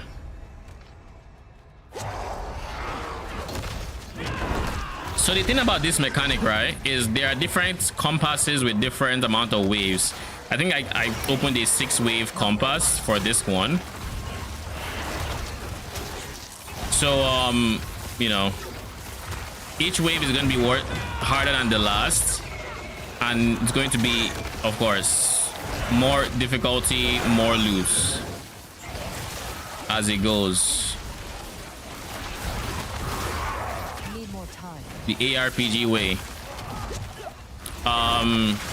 So I imagine for a 10 wave, which I haven't done a 10 wave, I've mostly just stayed on 6 because I kind of want to save my 10 waves for.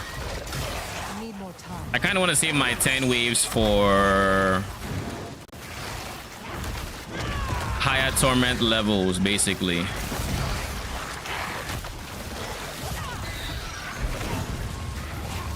Not ready.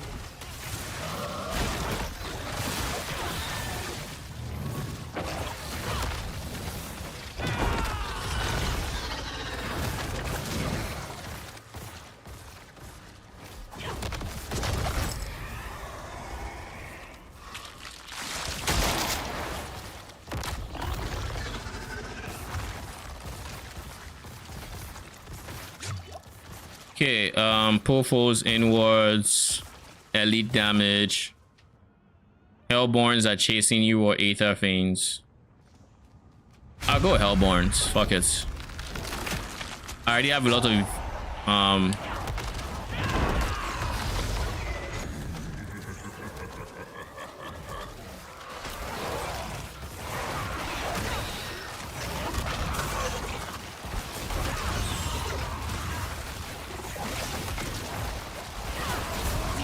Not ready yet.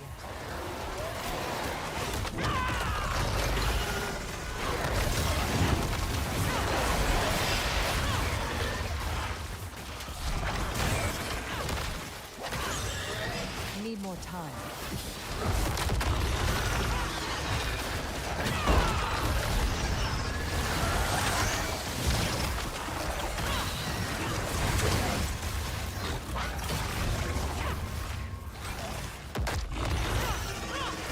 Need more time. let's just gather all the big enemies I can.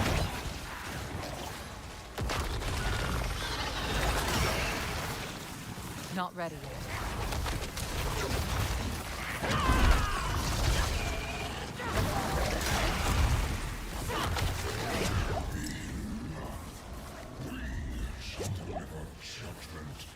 Yeah, so now we're done with this. We're done with these 6 waves. We didn't get that many Aethers, sadly, so I can't even open the chest I want to open. But it's fine. We'll still get up this side for it.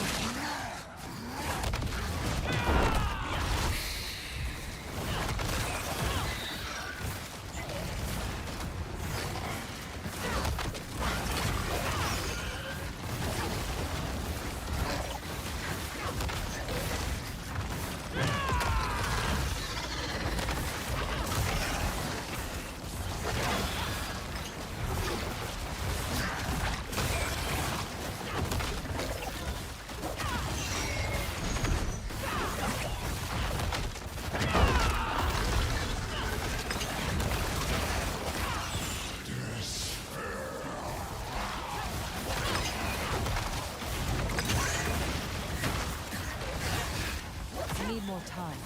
You're dead.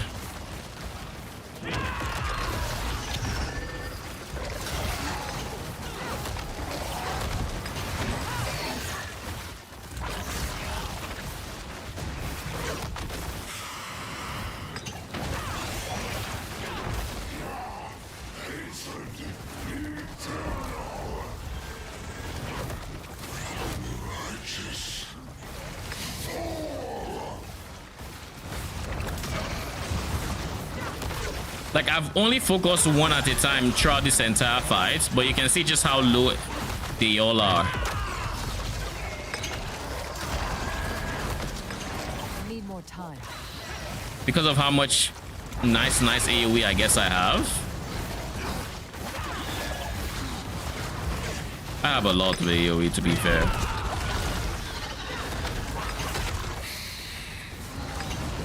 Oh, I just did 1 mil deep, 1 mil damage with that pop. Take it.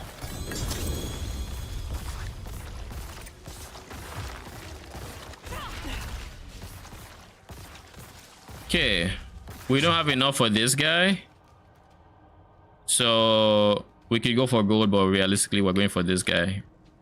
Obdu sites. This is what I came here for. So still take it. Still master working material.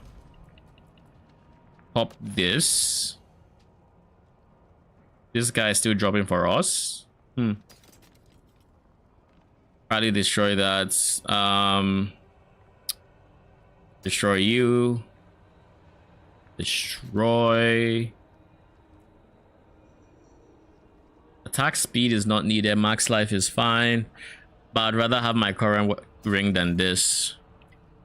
I think there's a single ring I'll replace with you. So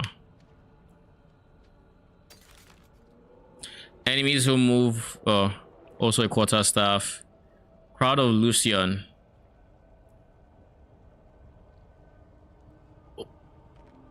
I didn't even switch the helmet. Lol. So I crafted the upgrade and then I didn't switch to the upgrade. Huh.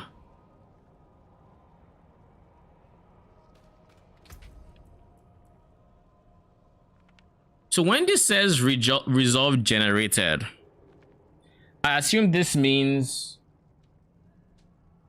whenever resolve is generated, it also adds the number here. Give me a second. This is kind of getting close. I'm going to turn off that fan. One quick second.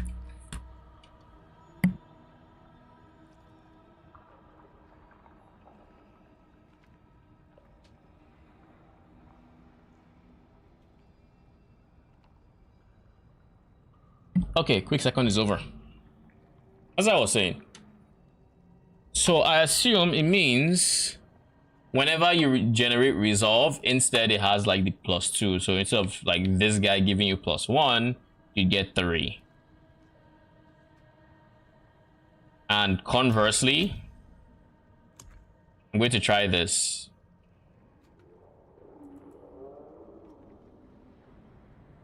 I'm gonna try this. I'll just take a point from somewhere. Let's try this. And then I put this here. Let's see if I gain 1 after 5 seconds. I got 6. Yeah, so that's pretty much what resolve generated means.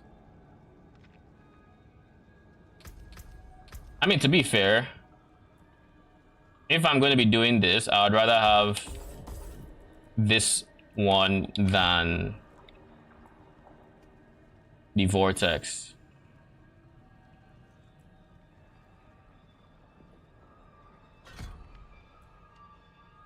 I'm probably not going to use this much, but nice to have. Just some passive resolve generation. Oh, this is what is counting my. So let's see, where is 4 meters going to get me?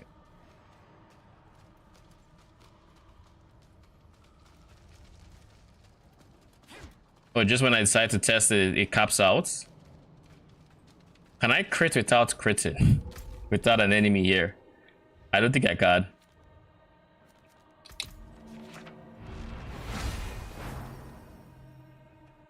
Anyways, so now what do I think? Do I want to keep pushing that resolve generated? So every 5 seconds I gain 3 resolve. But the problem with resolve is that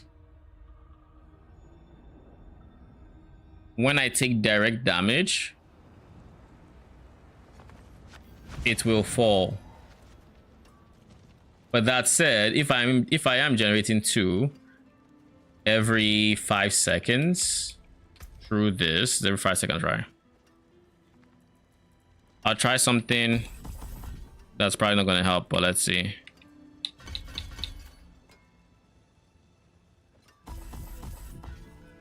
Levels don't do fuck all for it.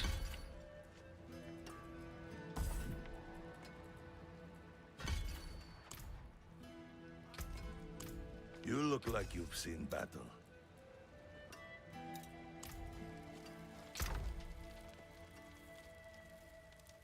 $133.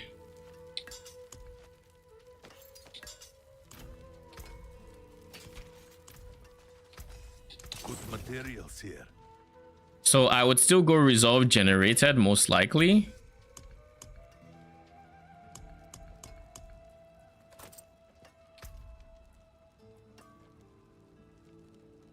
What is fueled and what is resilient? Let me check these things out. Open U. So what is fueled and what is resilient? So fueled is something I don't care about. It's the passive that gives you life on kill with Jaguar skills, or while you have ferocity rather. And resilient is nice.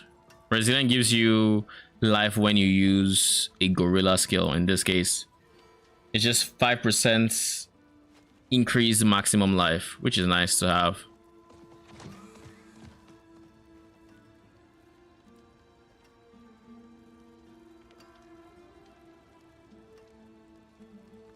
So if I were to mix resolve generated and armored hide resolve generation rates, what is 40% generation rate? This is what I assume the formula would be for something like generation rate. It would be its base of 5 divided by 1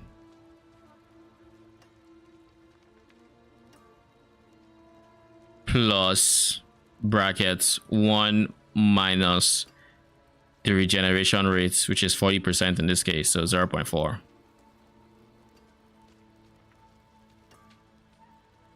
So that'll be 5 over 1.6. So then it reduces it to 3 seconds. So every 3 seconds, I would then be generating 3 resolve, which isn't bad.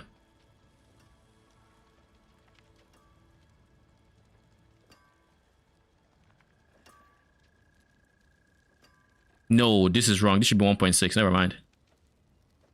So it's 5 divided by 1.4. So it's 3 every 3.5 seconds. Okay, that seems more realistic. So it's every 3.5 seconds, not every 3 seconds. So I shave off 1.5 seconds from the rate.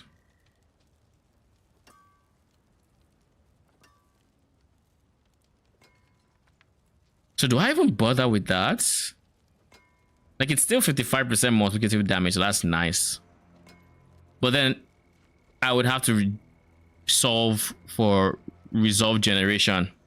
And with how quickly I plan to potentially spam this, I don't know that this is something I want to bother with. What to do, what to do, what to do.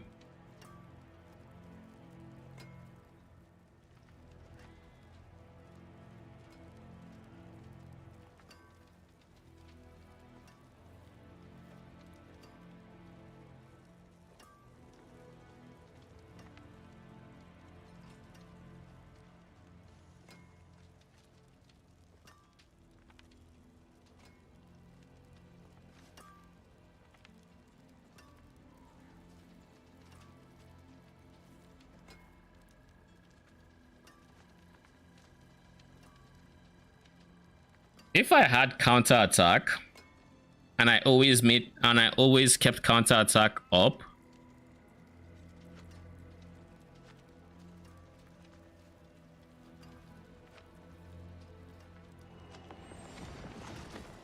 then I could in theory never lose resolve because I would always dodge all direct attacks. That is also something else I could do. But yeah, I think I'm going to drop potent exchange and instead switch this to something else.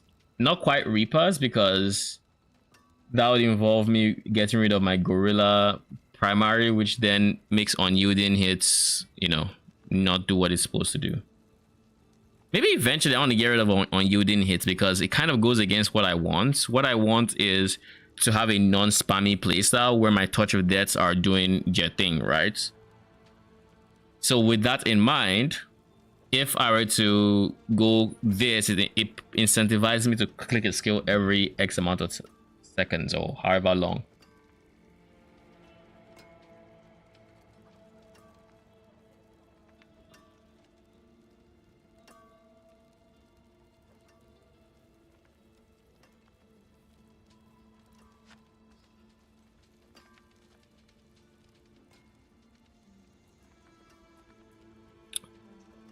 If I switch this with pestilence, so my, what's the name of the thing? Pestilence swarms go in a circle. That works also. I don't know how. I guess we'll see. Well, let's do it. Let's see how it feels, and let's go from there. Pretty much is only thing I can see at this point. So we'll just go pestilence to replace resolve. Yes. And for this guy. Do I still not have Juggernaut? How do I still not have Juggernaut? Walk with the spirits, wanderer. It is genuinely mind-blowing. Mind-boggling stuff. What? Okay, so right now we're going to shoot for armor. So...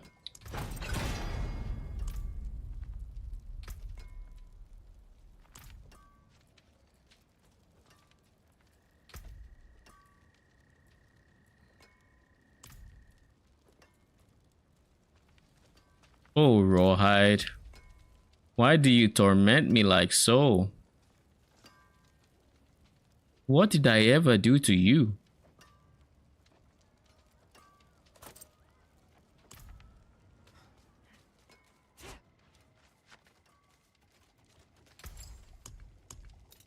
Raw materials, ever at your service. Okay. I will leave you in my backpack for now. Odds I want to destroy this guy. It's not better than what I currently have.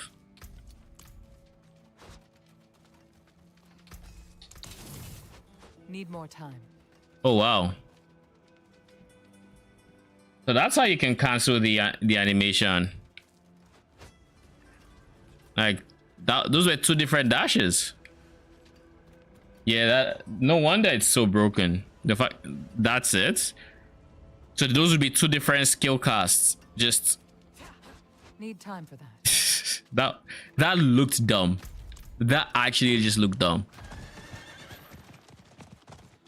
I guess that's why the build was so broken. So if that is the actual animation, it means it's gonna go from... It's losing so much DPS though, is what it means. Like it's going to be like 1/4 of like the current attack time, maybe 1/5. Which means its DPS is being cut in like 5. Almost thanks you for your efforts. Yeah, that is gutting. Now we must turn our attention. To be fair, it's warranted because if it's negatively affecting people's computer performance, then you know. Already know. Mysterious. Yes.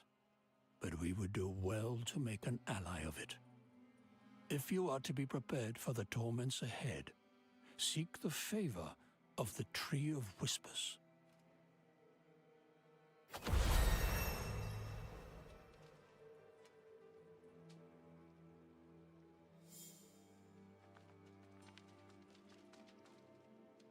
So the patch tomorrow is what I have to wait for. I have to wait for tomorrow's patch to get a reliable source of rawhide. Oh shit. Oh. Cosmetic cut armor.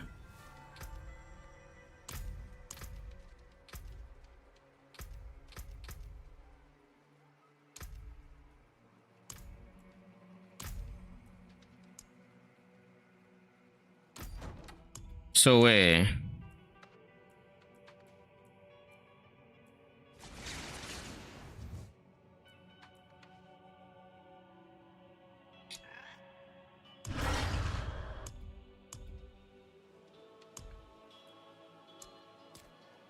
what do you mean cosmetic cut armor?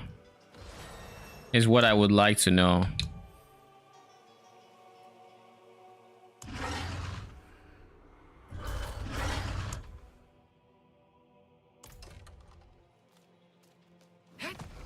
So yeah, and it's also telling me that I can now ride a jaguar, right? I assume it's a jaguar. In need of an animal companion?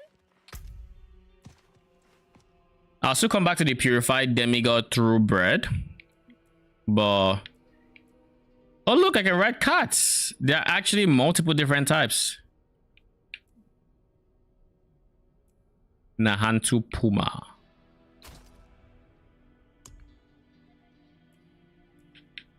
Oh, so this is what they meant. So I can only have...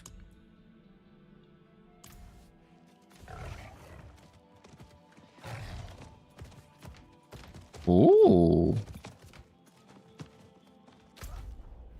Not bad, not bad.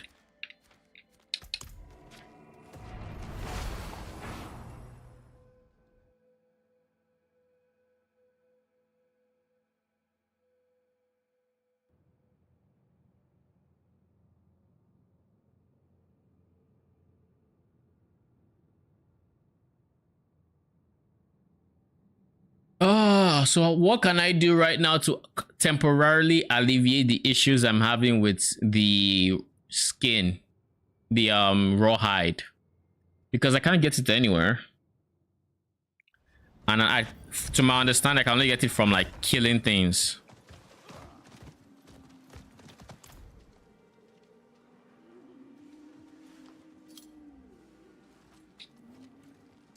The spirits of Nahantu once frowned upon our gaze crossing their border, but the Lord of Hatred leaves new allies in his wake.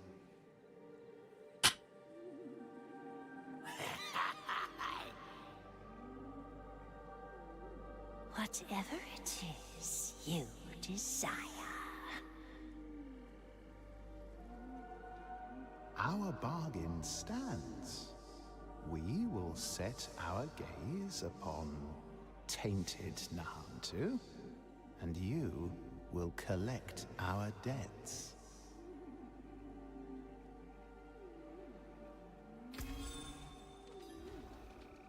Actually, now whispers.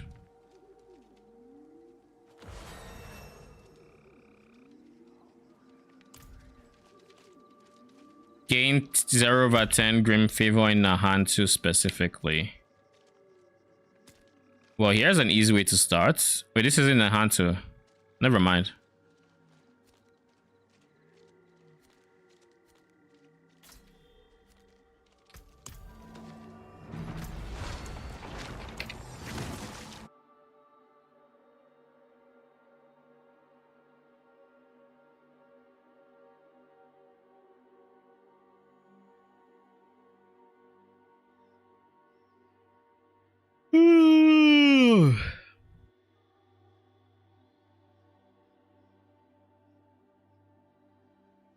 I need to go back to the dummies to just test something real quick.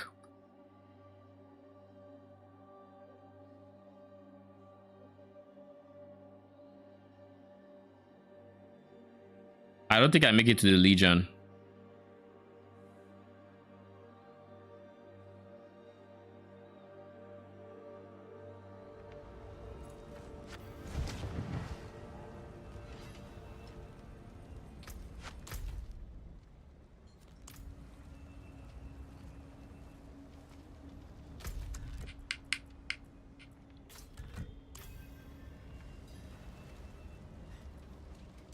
A report from the field. Let me see. So, the Umbaru have already been fighting this corruption. I wonder, was it spread to their lands, or did it begin there? Regardless, any information about our enemy is a blessing. Thank you for sharing this with me. May Akarat protect you.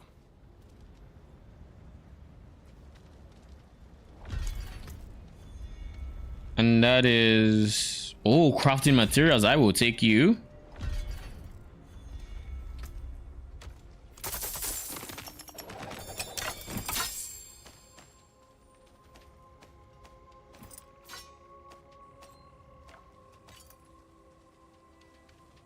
Just when I thought the bots were going down in numbers, they are here today in full force.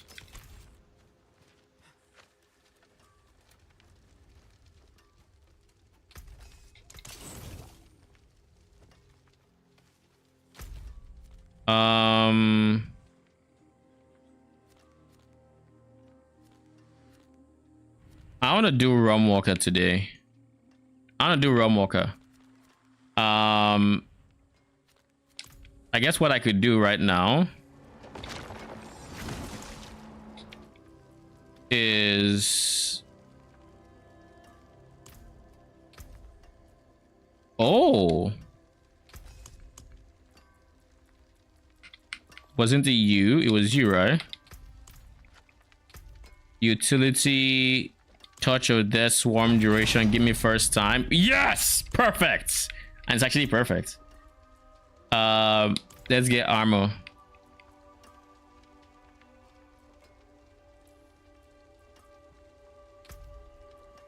I thought it was, I thought I had like 900. What the fuck happened? Oh, was it iron chunks I saw?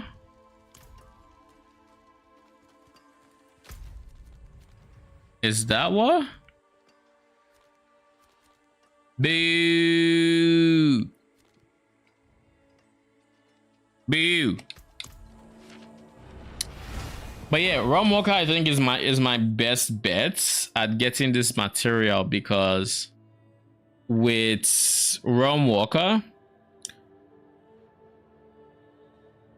I have access to what you call it, the seething opals for materials, which should increase the amount of materials I just drop.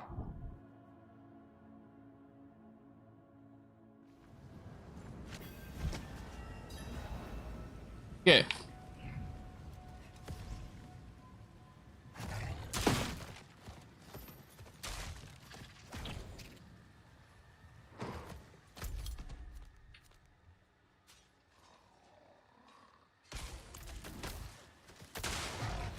Seeing as we have other shit to do.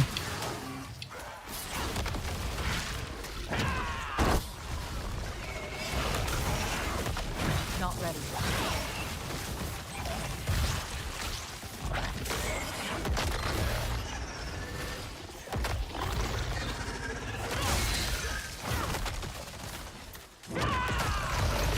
Need more time.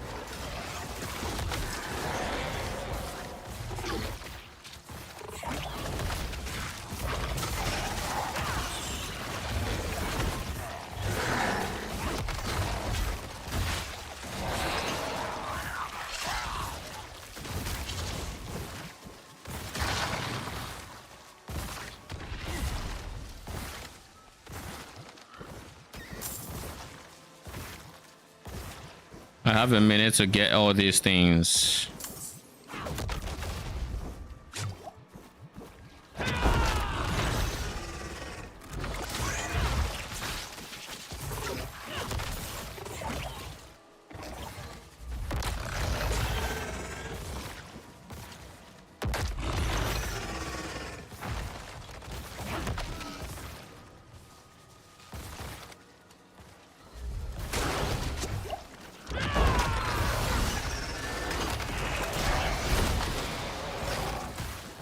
Not ready yet. 21 seconds. We're done.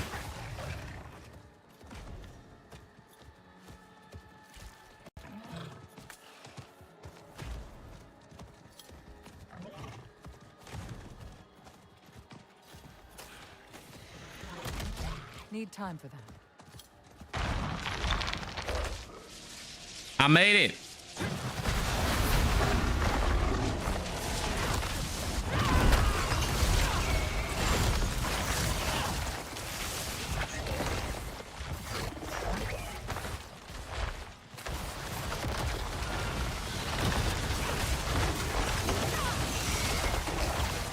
I need more time.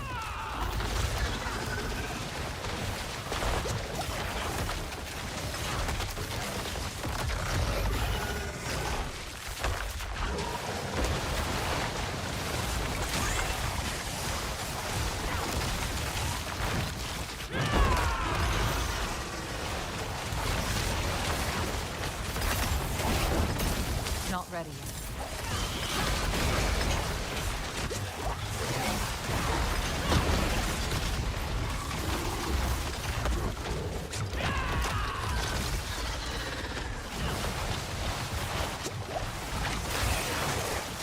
It does not help.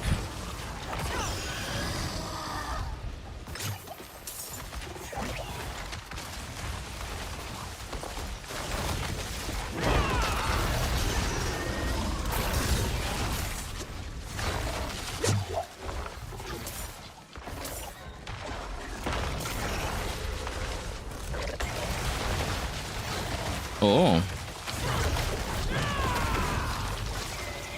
It doesn't help that my current source of healing, just for the most part, cannot apply. Because I'm not hitting it enough.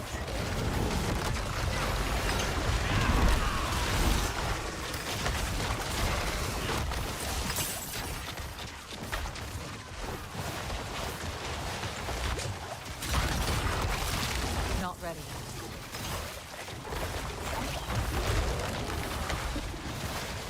I'm not hitting enough. My touch of death swarms are not hitting enough to reinfect.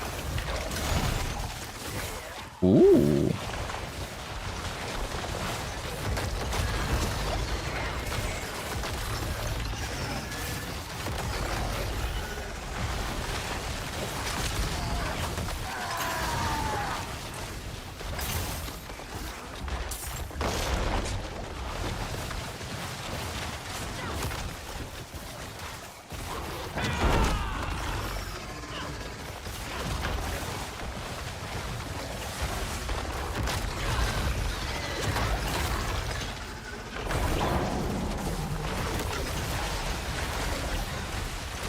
Need more time. Okay, I think I finally understand the bug that has me standing still a lot. I finally understand it. Basically,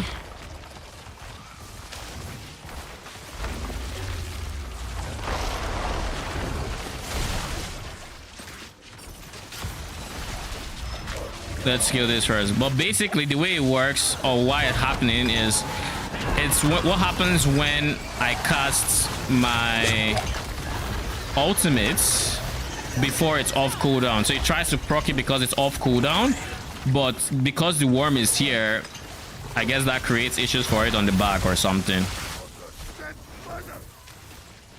Basically.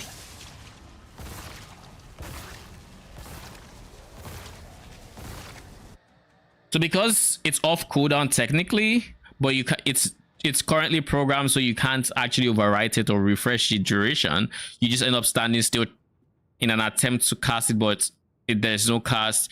But what I assume the animation would be, but because there's nothing happening, you just end up being awkwardly like still.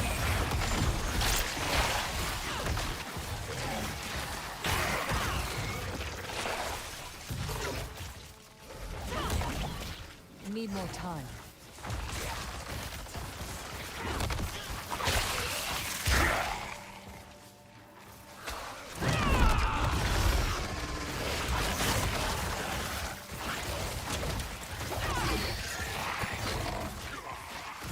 I found more of this stinking ichor.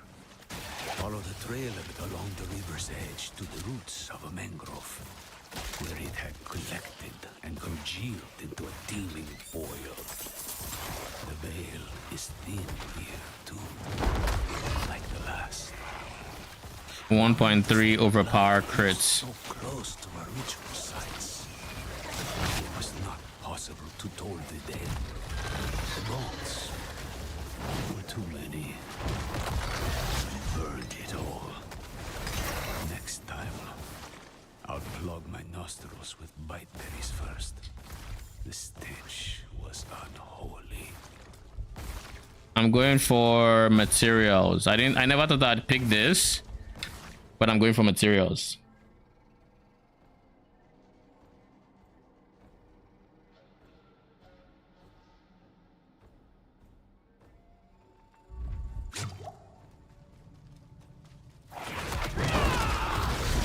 Let's summon our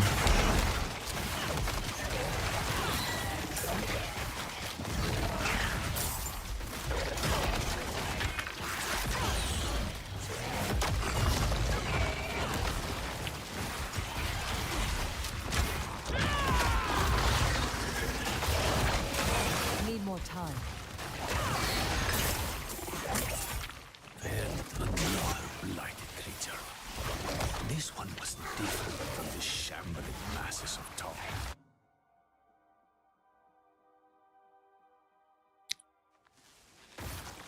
I did one of these today that literally kept me for like, I don't know how long to even say. I'd say if I had to estimate just how long I spent doing the one, it was like...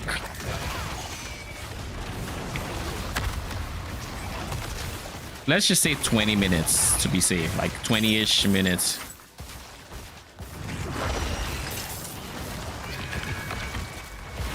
But the reason it kept me was not because I wasn't doing damage. More so because it had a puzzle that I could have skipped, but I chose not to.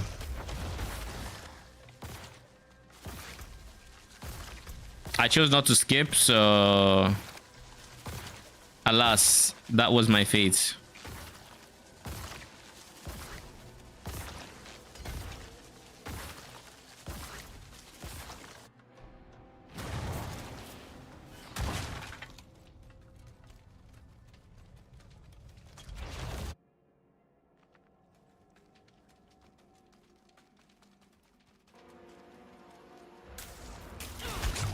Ow.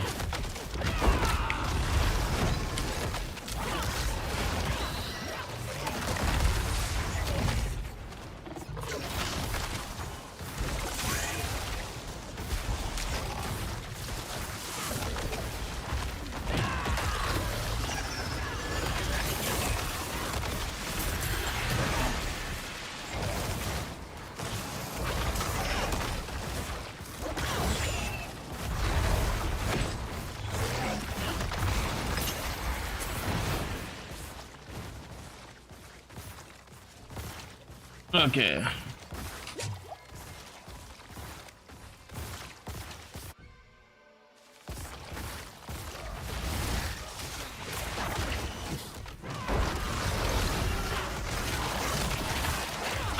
How would this work if I just stand still and did nothing?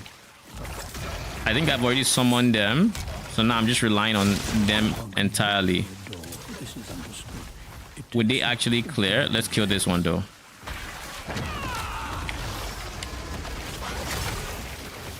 Okay.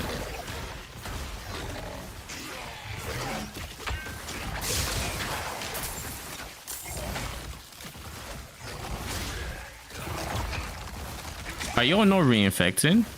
Is that what's going on? Because I know I have tested reinfecting and it works. And part of the reason why my clear is as good as it is because reinfecting is working. So I'm kind of wondering. Not ready yet. Oh.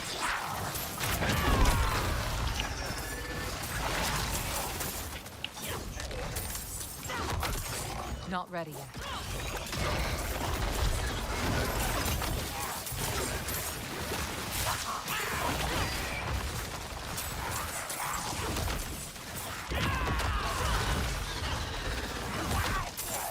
Okay, good. You're dead. Not ready yet.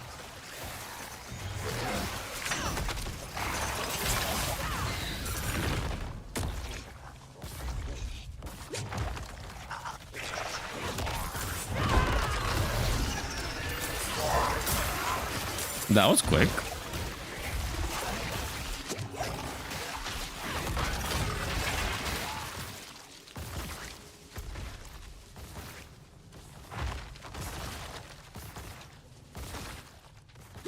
When do you drink a poison to kill another man? All evils, the Lord of Hatred, Mephisto, may be the most insidious. When do you drink poison to kill another man? To hold it, When you hate him? Yo, that is some next level hate. Zakarundan is best known too well, and the hunting Or am I bugging? Like, that has to be some next level hate. Jesus Christ.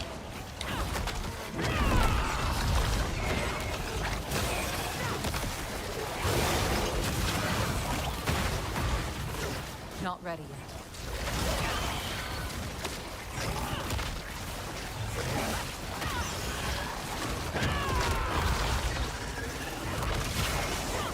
Need more time.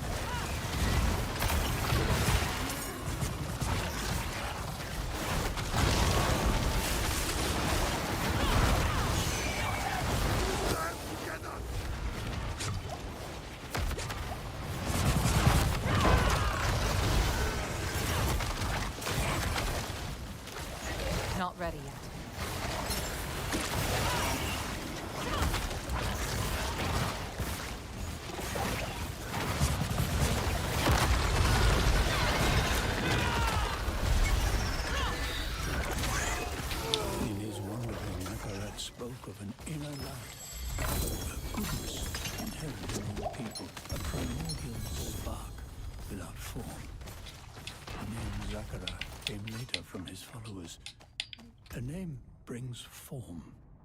Structure. Chance for this to deal double damage. Chance for stinger. Yada yada. Cool. Governing from behind stone walls. How have I still not gotten the ones I need for my rings? By its own shadow. Almost wonders if this is what Akarat. I don't get it. How? Like, can someone explain to me how on earth have I not gotten them? I almost feel like I'm getting repeats of the same tempers I already have. Because there's no way that there are this many tempers. Like, geez. No way. That is one mean looking mount. Yeesh. Where in the bones of its enemies?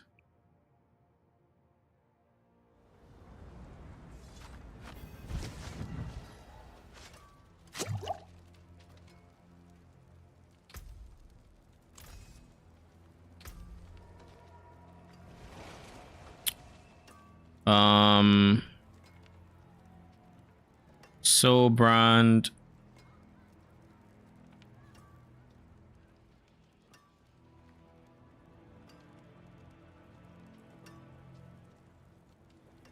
Soil power, meh.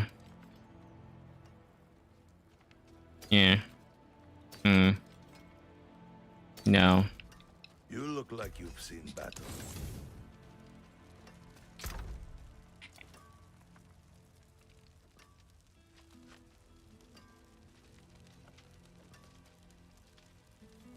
Yeah, I think I just destroyed what I have, what I just got. Wasn't too hard. 116 rawhide. It is so bad.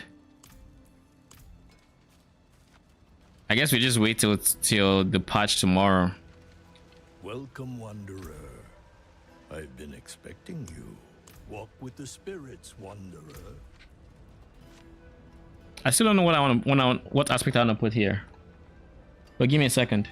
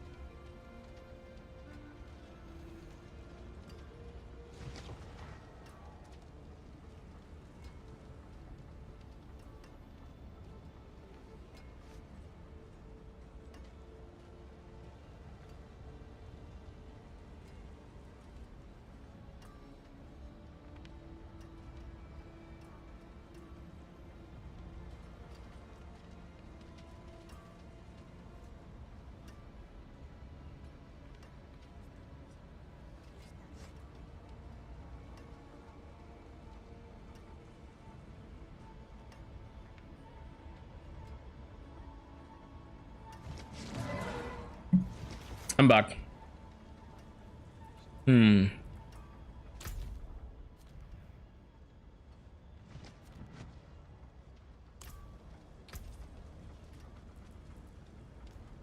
So I can make compasses here.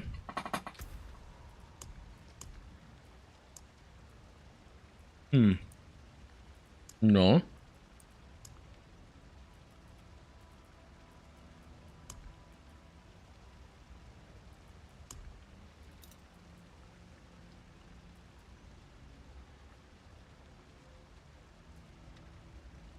Why?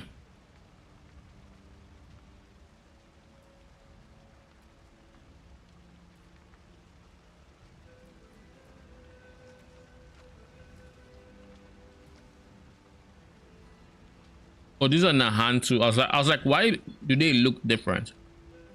Then I realized it was Nahantu.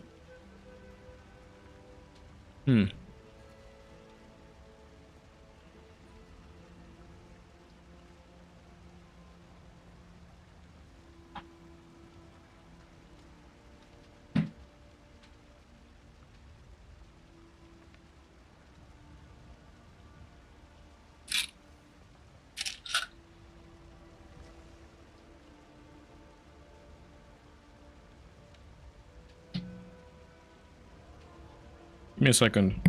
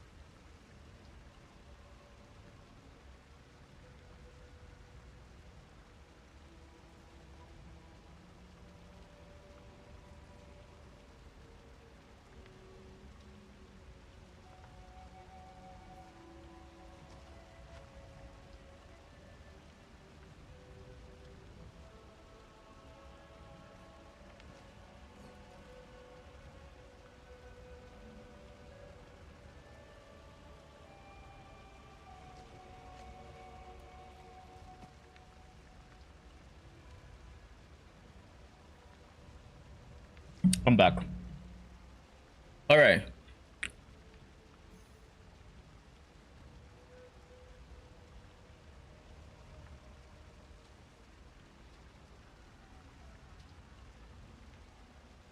The eyes of the enemy. I mean, I've done the quest and I don't see it. Unless...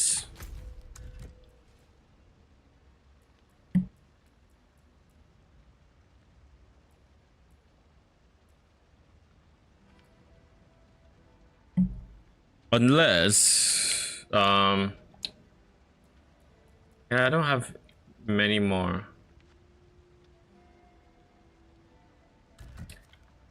Do I have a week of this to do? Oh, it says reset. Oh, we can do this again. Maybe we'll do this tomorrow. How's that? We can do this tomorrow. Start off stream with a raid and then move from there.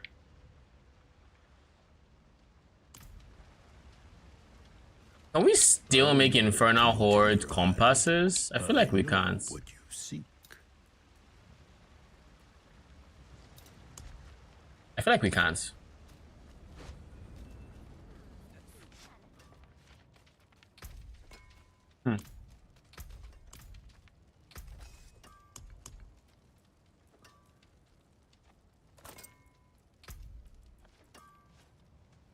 Please just give me armor. I do not have the materials to do this. Jesus Christ, give me freaking armor. Holy shit. Could I just not get dodge chance?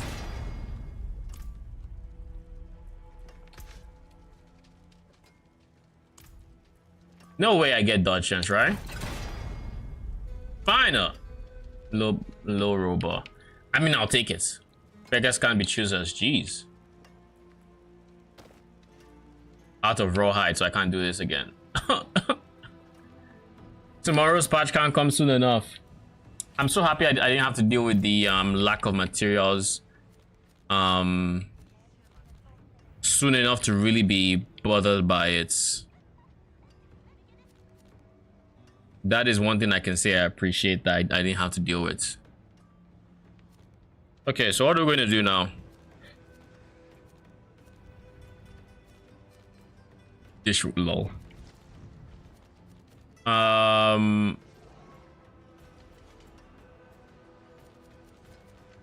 want to do the pits because I have glyphs to level up. That's what I want to do. And I kind of want to unlock the next torment tier because I feel like I can do the hordes and all of that on the next tier. Now for pit, I'm not entirely sure my pit tier 3 would be that good, and even tier 2 honestly might not be the best because they have obscene amounts of health in the pits. But we'll go.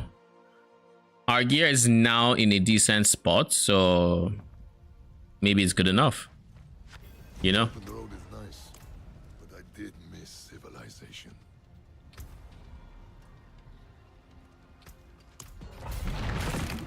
Let's see how fast we can complete this tier. Hopefully decently fast. Realistically, maybe not so decently fast.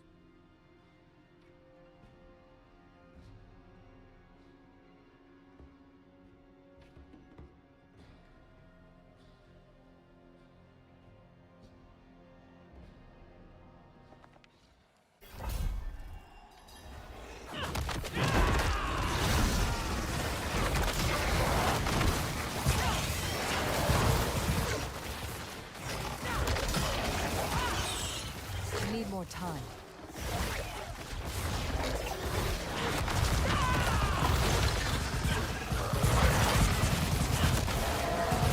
Need more time.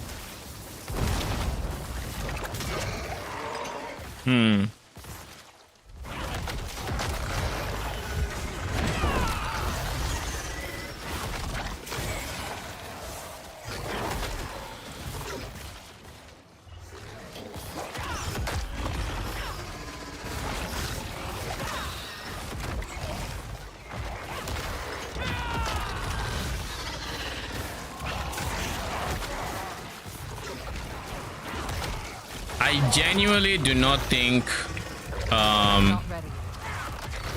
Pestilence is worth... I don't think Pestilence is worth it.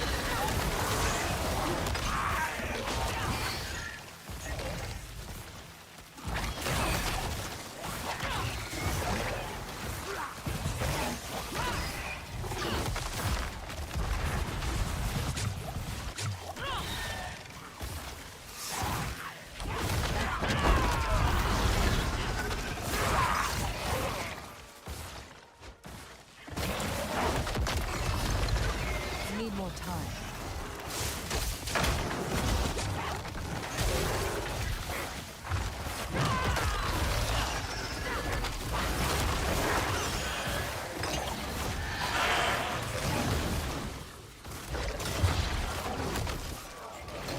Not ready yet. Let's target the damage reducers first.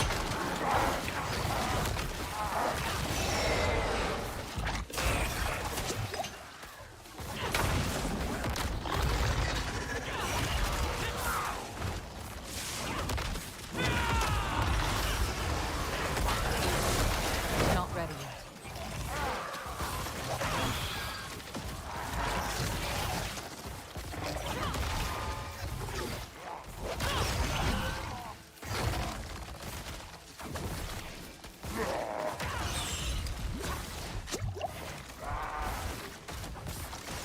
I think an obvious fault of mine is spending too long on the individual packs when I could just move on to the next thick pack that would give me more progress, because I blew up waves pretty quick.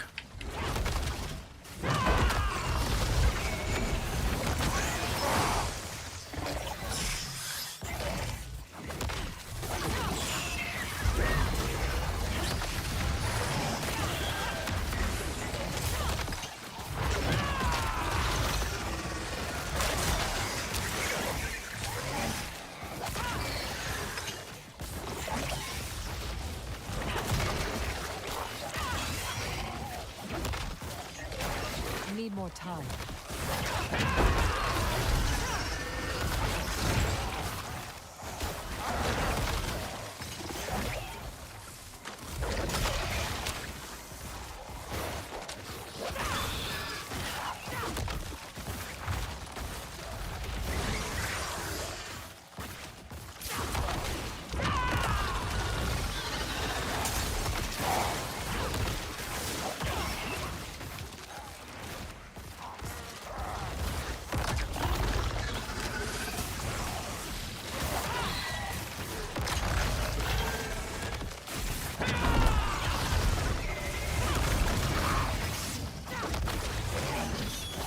Time. I just realized how low I was. I was like,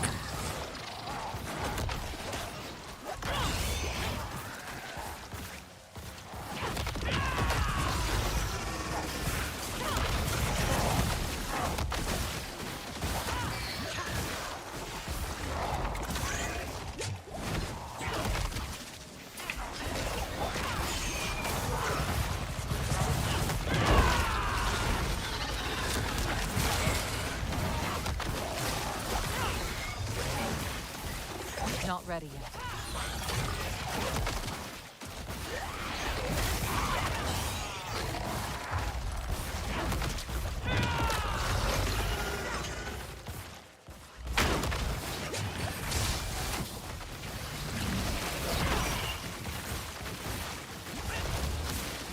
yeah, that the damage reducer is dead.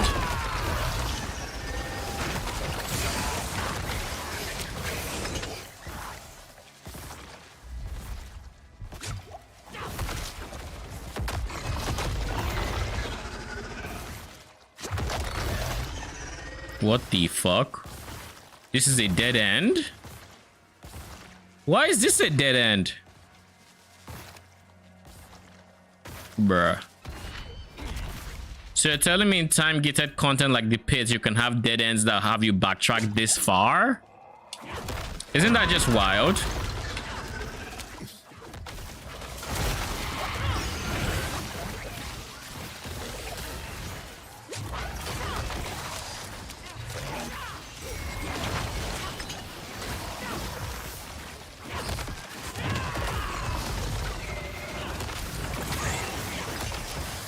Not ready yet. Can I also add that it's kind of awkward that we cannot refresh our ulti's I guess timer before it's done? Like he has to go and then come back.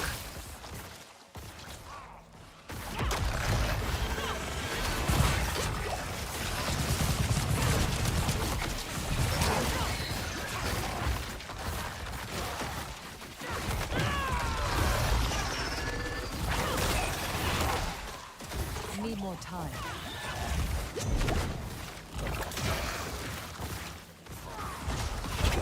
Quite the challenge, eh?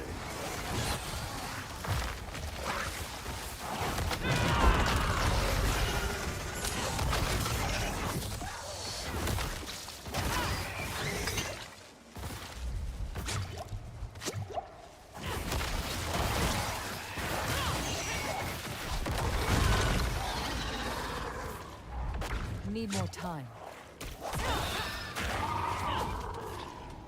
Yeah.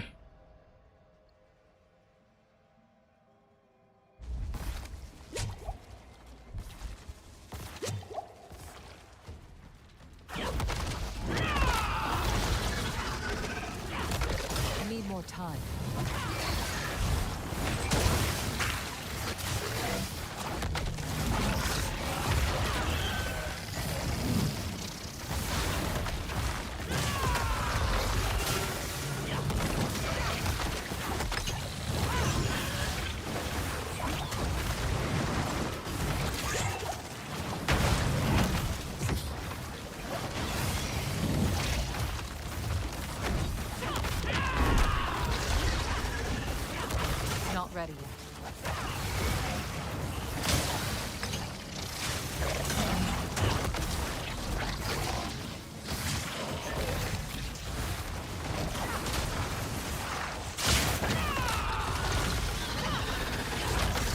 Not ready yet.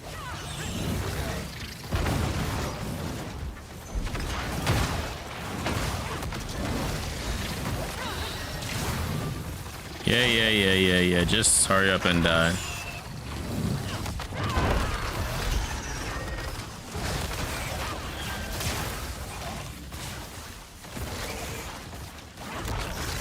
Need more time. You're dead. My guy, you're not dead yet?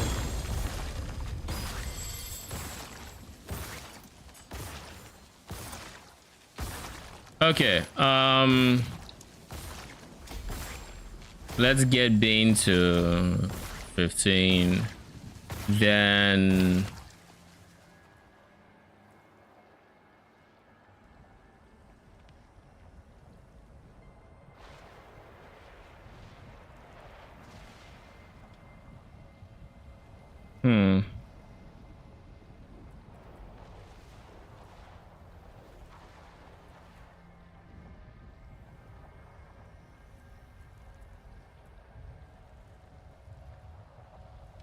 this is your pestilent swarms.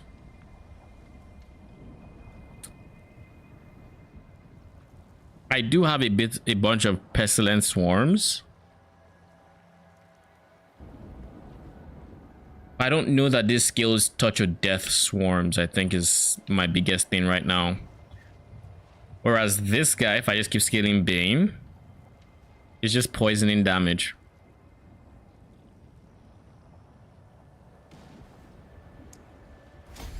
Yeah.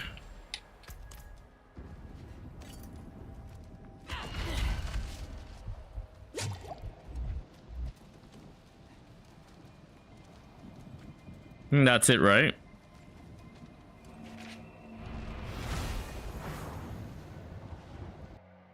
Wow, what a dead end. Yo, I'm like, in timed content like the pit, you're making me backtrack this much? Like, what? Like, what in the actual hell is that?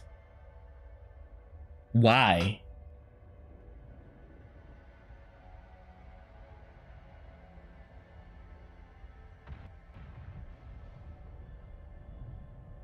I just have to assume it's like procedurally generated and it just happened to be like that, but like that's dumb. It's dumb that it's a possibility.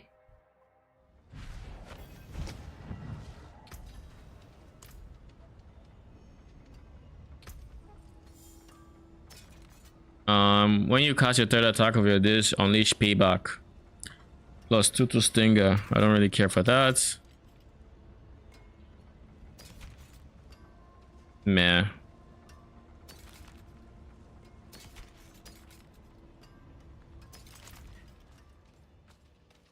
You look like you've seen battle. Make something new with these.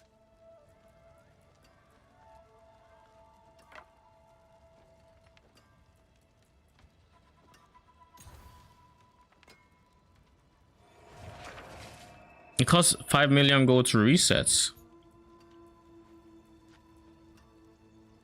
as well as a bunch of mats. But I kind of want to reset so I have a chance to hit the touch of death. But at this rate, I don't think it's even smart to, because I have limited gold, right? Very limited gold amounts.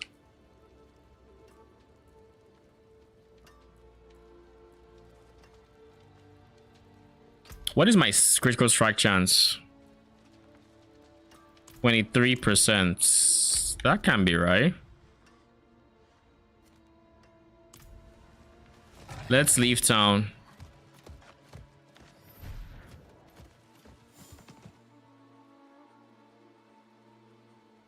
I think this place is considered being out of town, maybe. I don't know for my poison res. Nope, we're still in town.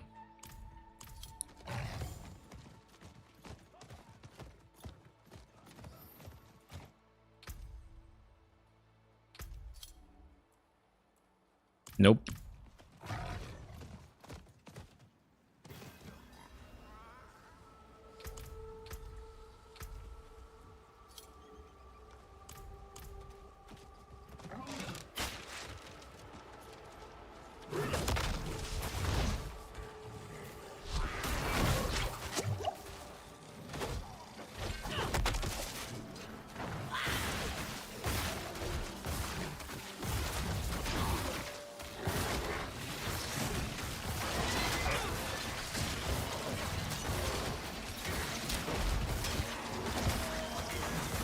like that I can just do this. You know what's healing me, right? It's my touch of death. I assume their enemies infected right now.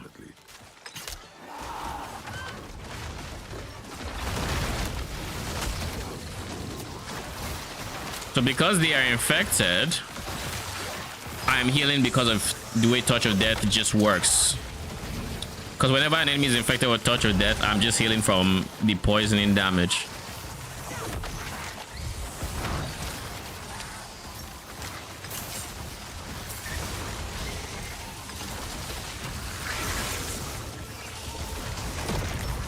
My guy is enjoying the last bit of evade he can get his hands on. So you mean to tell me, there it is. This is my poison res. Okay, so it's finally updated because I'm like, I know my poison res is not that trash.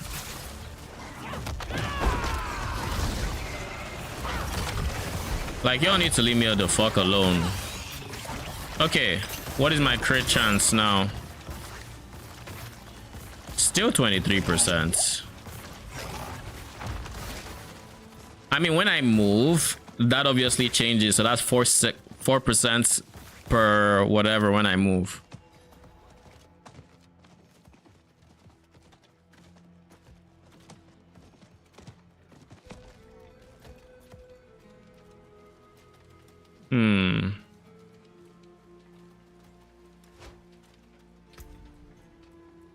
What if I give no angle for CSC, but instead I go crits? I guess not no angle, but like I prioritize lucky hit chance. Then I just get rid of this, because without this I have no reason, like literally no reason to be on gorilla. I mean, once I get rid of Jack and Shell, at least. Before Jack and Shell I still need it, but after I can then just go for the poison eagle one I talked about earlier. With poison eagle, it's gonna give me up to 30% crit chance. I can work with that. If I so choose, I can even still use the eagle sub, but I probably wouldn't. I would probably go for, I don't know, probably maybe centipede or something. I don't know.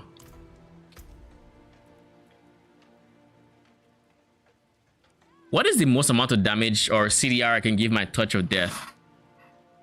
In theory, what is it? Because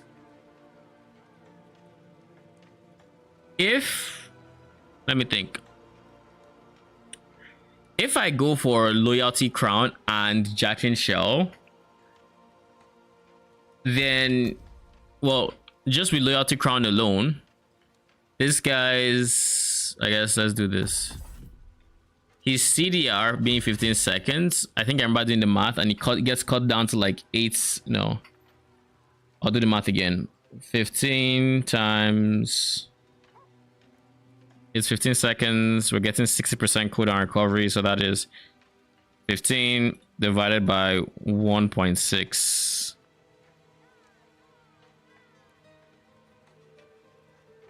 Bruh. Divided by 1.6. So with a 60-second cooldown, 60% cooldown reduction, this doesn't seem right. No, it doesn't. This is wrong. Where is Loyalty Crown?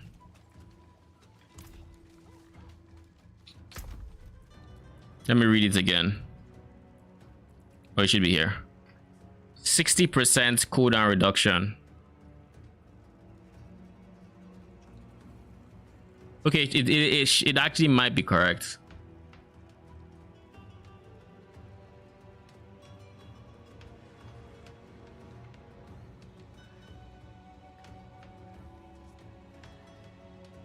So we're going to test it out. So right now its cooldown reduction is 15 seconds.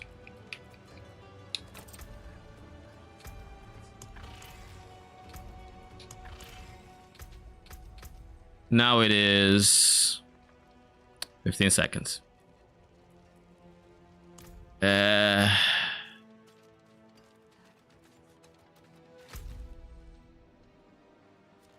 Oh, world boss soon. Not bad. Where is Realm Walker spawning? This is world boss. Oh, I don't think I faced the world boss here. Let's track that. Huh? What? There's two?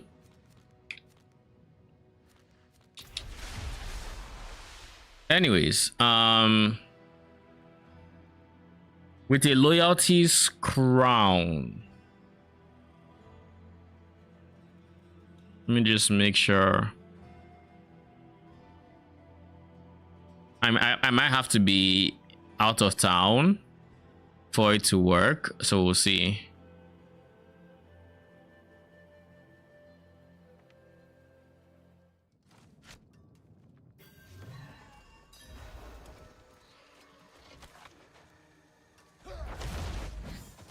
Okay, so it was right. It's 9-second cooldown from that point.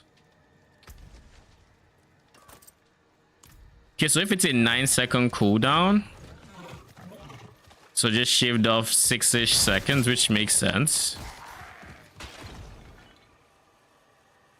Bruh.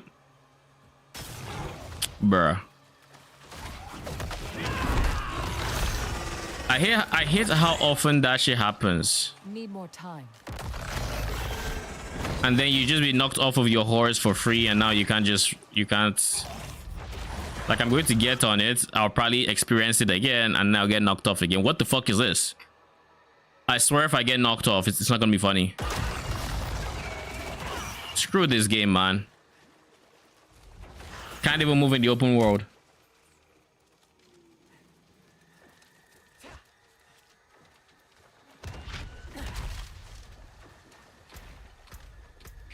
Switch back to Gorilla, switch back to Eagle.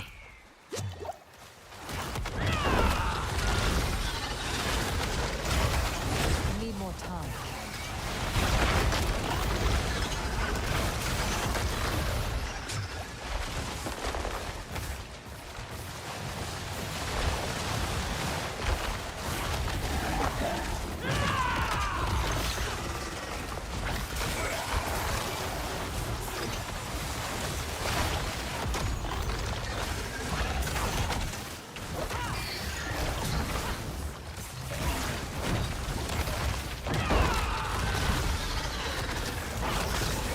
Not ready. Get popped.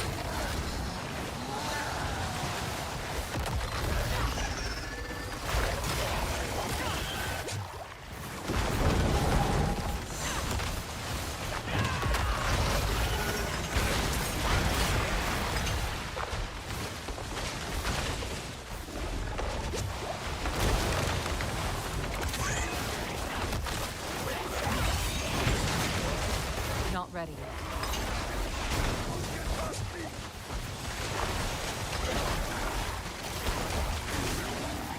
It really is a shame that I couldn't make a build out of the ulti. Like, in moments like this, I kind of just want to spam ulti, you know?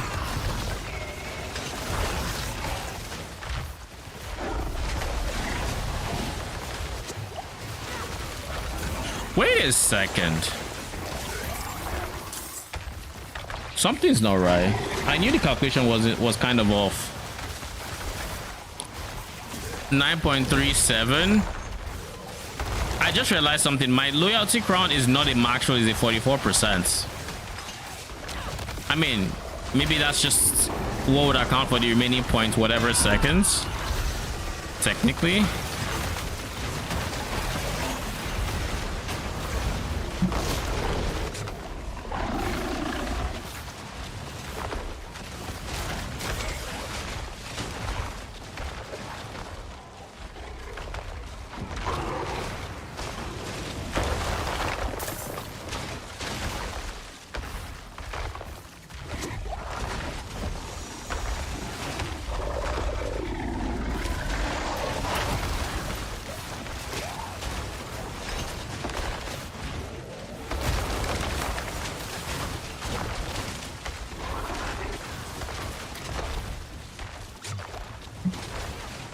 Okay, I'm back. But anyways, so let's say Loyalty Crown takes it down to a 9-second cooldown, and then Jack and Shell makes it so it's like a third, like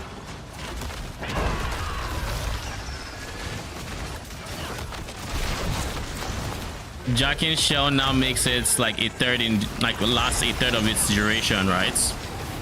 So, or its cooldown rather, so it then lasts only like 3 seconds between cooldowns, which is not bad. Whereas currently it has a 5-second cooldown, if I'm understanding it properly. Because like, if I'm understanding Jack and Shell properly, it has a 5-second cooldown right now.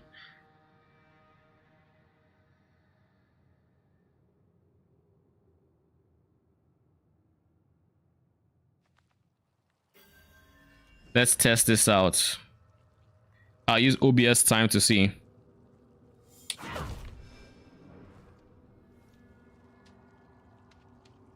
Yeah, it's 5-second cooldown. So yeah, in that case it'd be 3 seconds. But then to have to use double centipede to just guarantee a 2-second cooldown reduction seems a bit meh.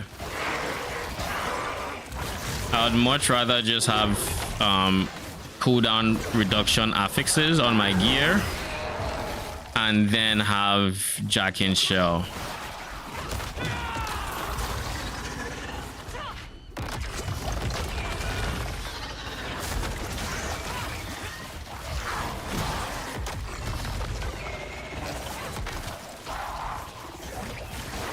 I need more time.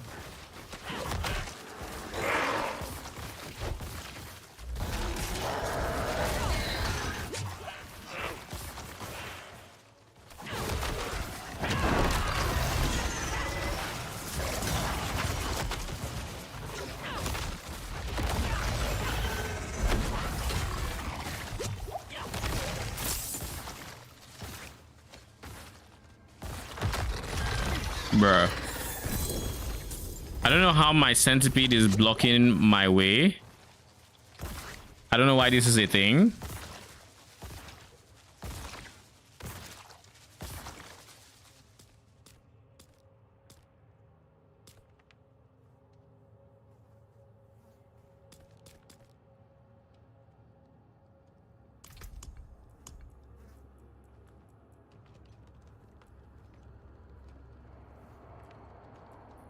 I have 4 of these. Realistically, I'm not gonna go through them today.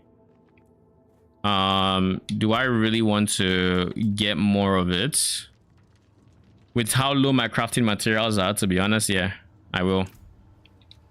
It's like all through tomorrow, I'm gonna be on the Infernal Compass Seething Opal, right?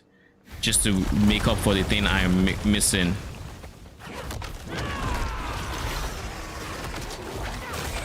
Not ready.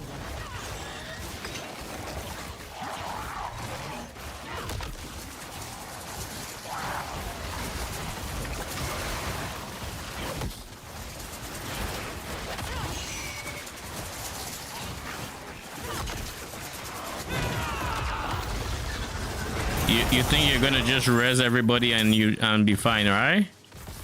Think again. I need more time.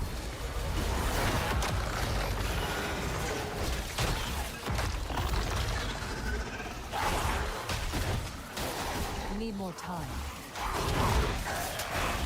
I can't believe they didn't buff this shrine, I'll be honest. Like, how is this shrine even worse this league than it was last league? Or last season?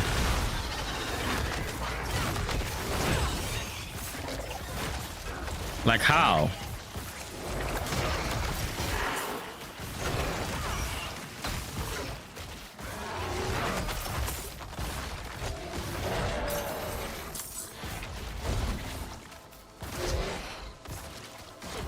Let's see if he dies quickly.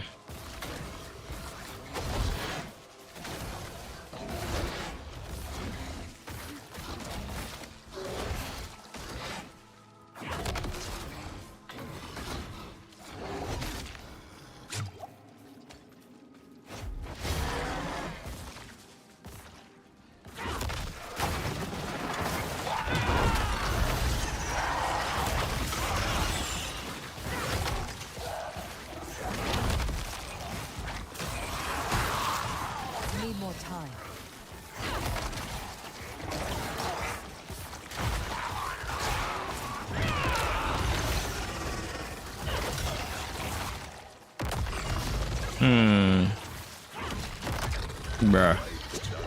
That whiff. The absolute whiff that was that ability. Again! Jesus! I can't hit it to save my life, apparently. I need more time.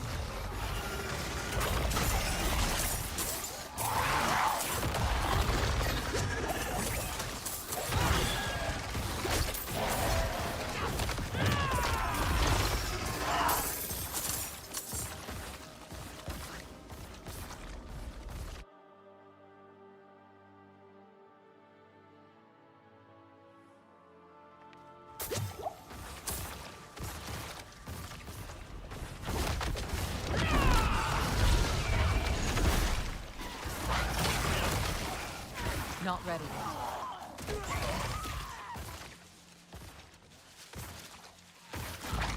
I was gonna say, did I really not get any materials?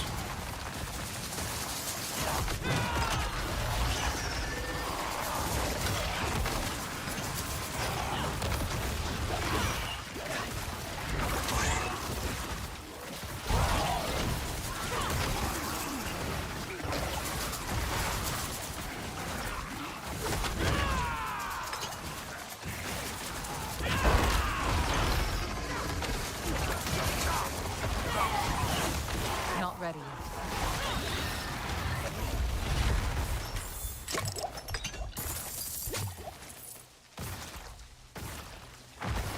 Okay.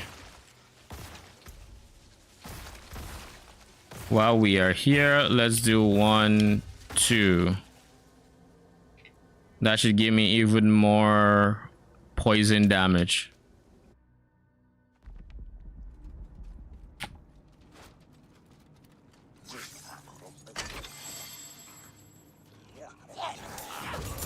Bruh.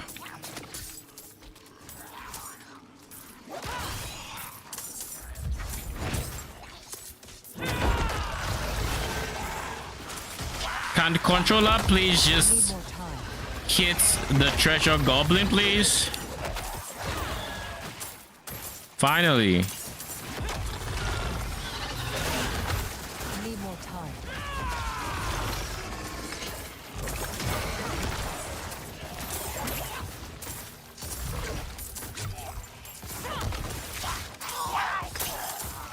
That was a whole ass pain trying to just target the goblin.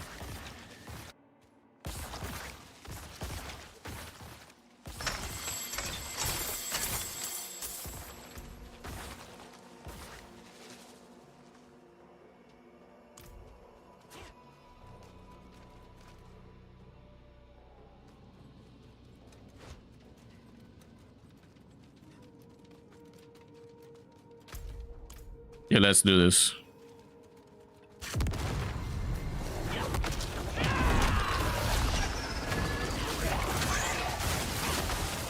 Need more time.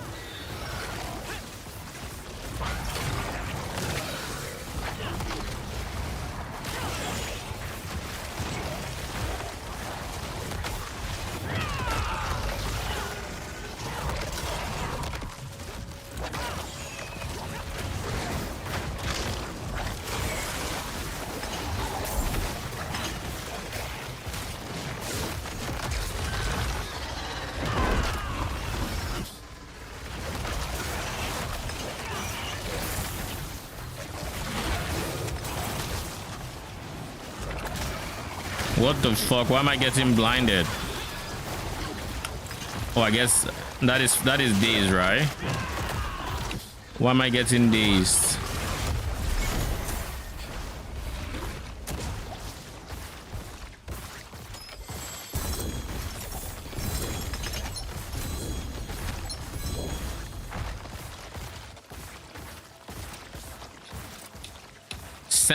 Centipede efficiency. Finally! Jeez! How has it taken me this long to get it? That is the one, literally, that is the one aspect I've been trying to get. Or not aspect, temper. And the reason it's important is if I get those tempers on my ring, then I can use the loyalties mantle, switch my current setup, to where I then go double centipede.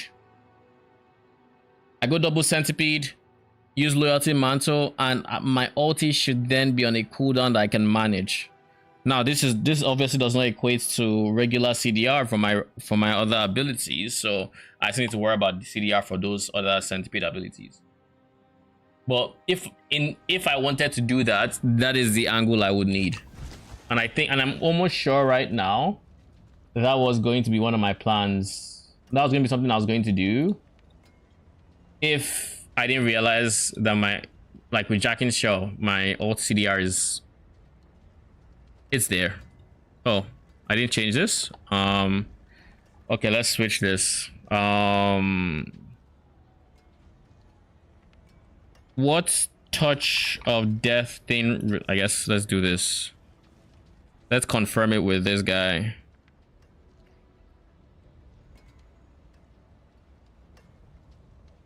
Nothing. Swarm. So I can get pestilence swarm damage. Cooldown. I can get potency cooldown reduction. This is what I need right now. I need as much potency cooldown as I can get. And is there anything else I can get alongside this to help? Potency. No, that's it. Just potency. So let's get potency on my rings. That's what's most important for me right now.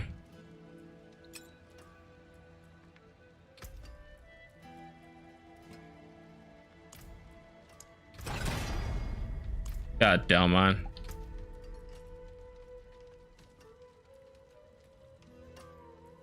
What do I want to do here? Pestilence Swarm is nice. Centipede is nice. Damage to slow is nice. All are good except potency. Because potency maxes out at 60%.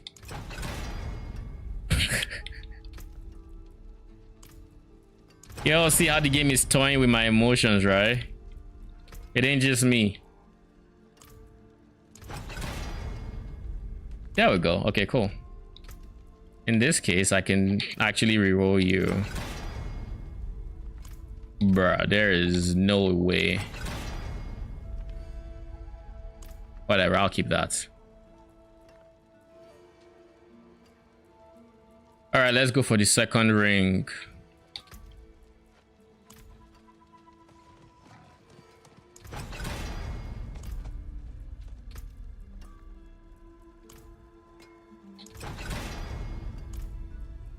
No way, right? There. Cool. This already has 70% centipede damage. I'll leave it as is. I'm not going to poke. It's like, no. We're fine.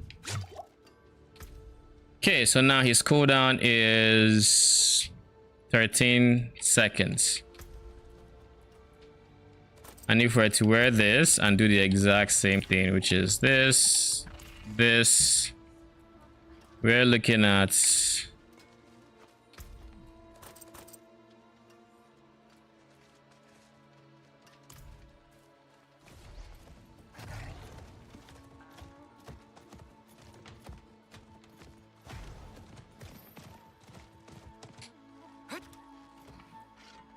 eight-second cooldown. Okay, cool.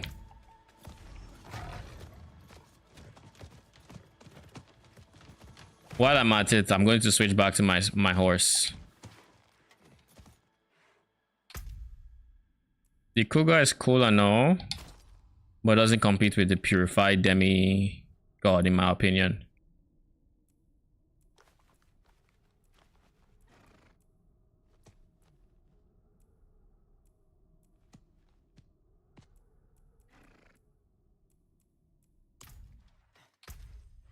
And then before we end stream, let's just pick up these rewards that are here.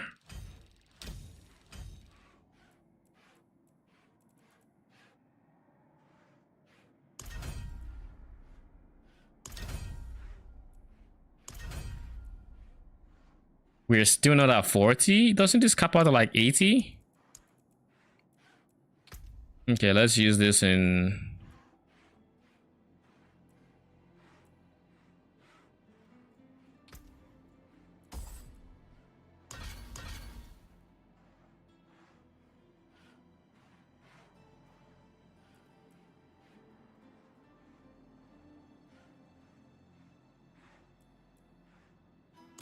Okay. Also, season journey, I just have ignored this completely. Zakarum, I'm on my way to rank 5. This, I'm gonna do this regardless. Craft elixirs, I just need 2 more objectives, right? Yeah, so. Helltide Commander summoned after completing Helltide events, I can do that. So, easy ones are Nightmare Dungeons, and this, and maybe this as well. Then for the 4s, I have completed all the 4s, to be fair. I think I've actually completed enough 4s to insta upgrade to a 5. Then I just need to defeat tormented bosses. So this is Varshan, so that should be straightforward. Zakarum to rank 12, that would take a lot of grinding. Nightmare Dungeons, I just need to grind more. Grigor, I can do that easily. So like that, then that takes care of 5, and then 6. Lord Zir, Beast and Ice, can do them easily. I already have a bunch of y'all. Then just keep doing Realm Walkers, probably get that passively. Masterwork, I'll do that passively. Then Salvage Legendary, I'll probably do this when I'm at the higher tier. So then it's this guy. Defeat any ladder boss in Torment 1 or higher. I don't know what the ladder boss is, but I assume it's like Duriel. Monsters in Torment 3 or higher, can do this easily. World bosses, well on my way to doing that, just taking time. And Dariel, I haven't done this fight actually, so I do plan on doing this solo. Artificial tier 3, I'll do this easily. Isn't this what I would need to unlock world tier 3, Torment 3 regardless? So like, that's fine. I'll do this passively. I'll do this as well. I need to get my sword really high up there in terms of masterwork, so that's gonna be my priority. Getting that touch of death, reinfect chance as high as I can. But yeah, overall these look like very straightforward season blessings, honestly. Like I don't really have to go out of my way to do it on like past season journeys. Straightforward enough. So yeah, so I guess what we're going to do now is complete some Nightmare Dungeons, do some Helltides, all of that. That'll be tomorrow's stream, of course. And I'll probably do some off stream as well, just to reduce the grind I would have to do. Ward boss is in 30 minutes. I probably wouldn't make it for this ward boss, so it is what it is. Yeah. Thank you for stopping by. Appreciate y'all. I'm gonna be back tomorrow, same time. More Diablo. I don't know how long we're going to be on Diablo, but once this build is done, I have no idea what I'm going to do next. So there's every possibility that once this build is done, if I can't think of anything else, we go back to PoE, because I do know what my next build in PoE is going to be. Well, I have ideas for my next 2 builds. I just haven't decided on which yet. It depends on currency, I guess. So I'll go back to PoE to farm and yada yada yada. But like, that is digressing. Anyways, as I said, thank you for stopping by. Appreciate y'all. See you tomorrow. Good night.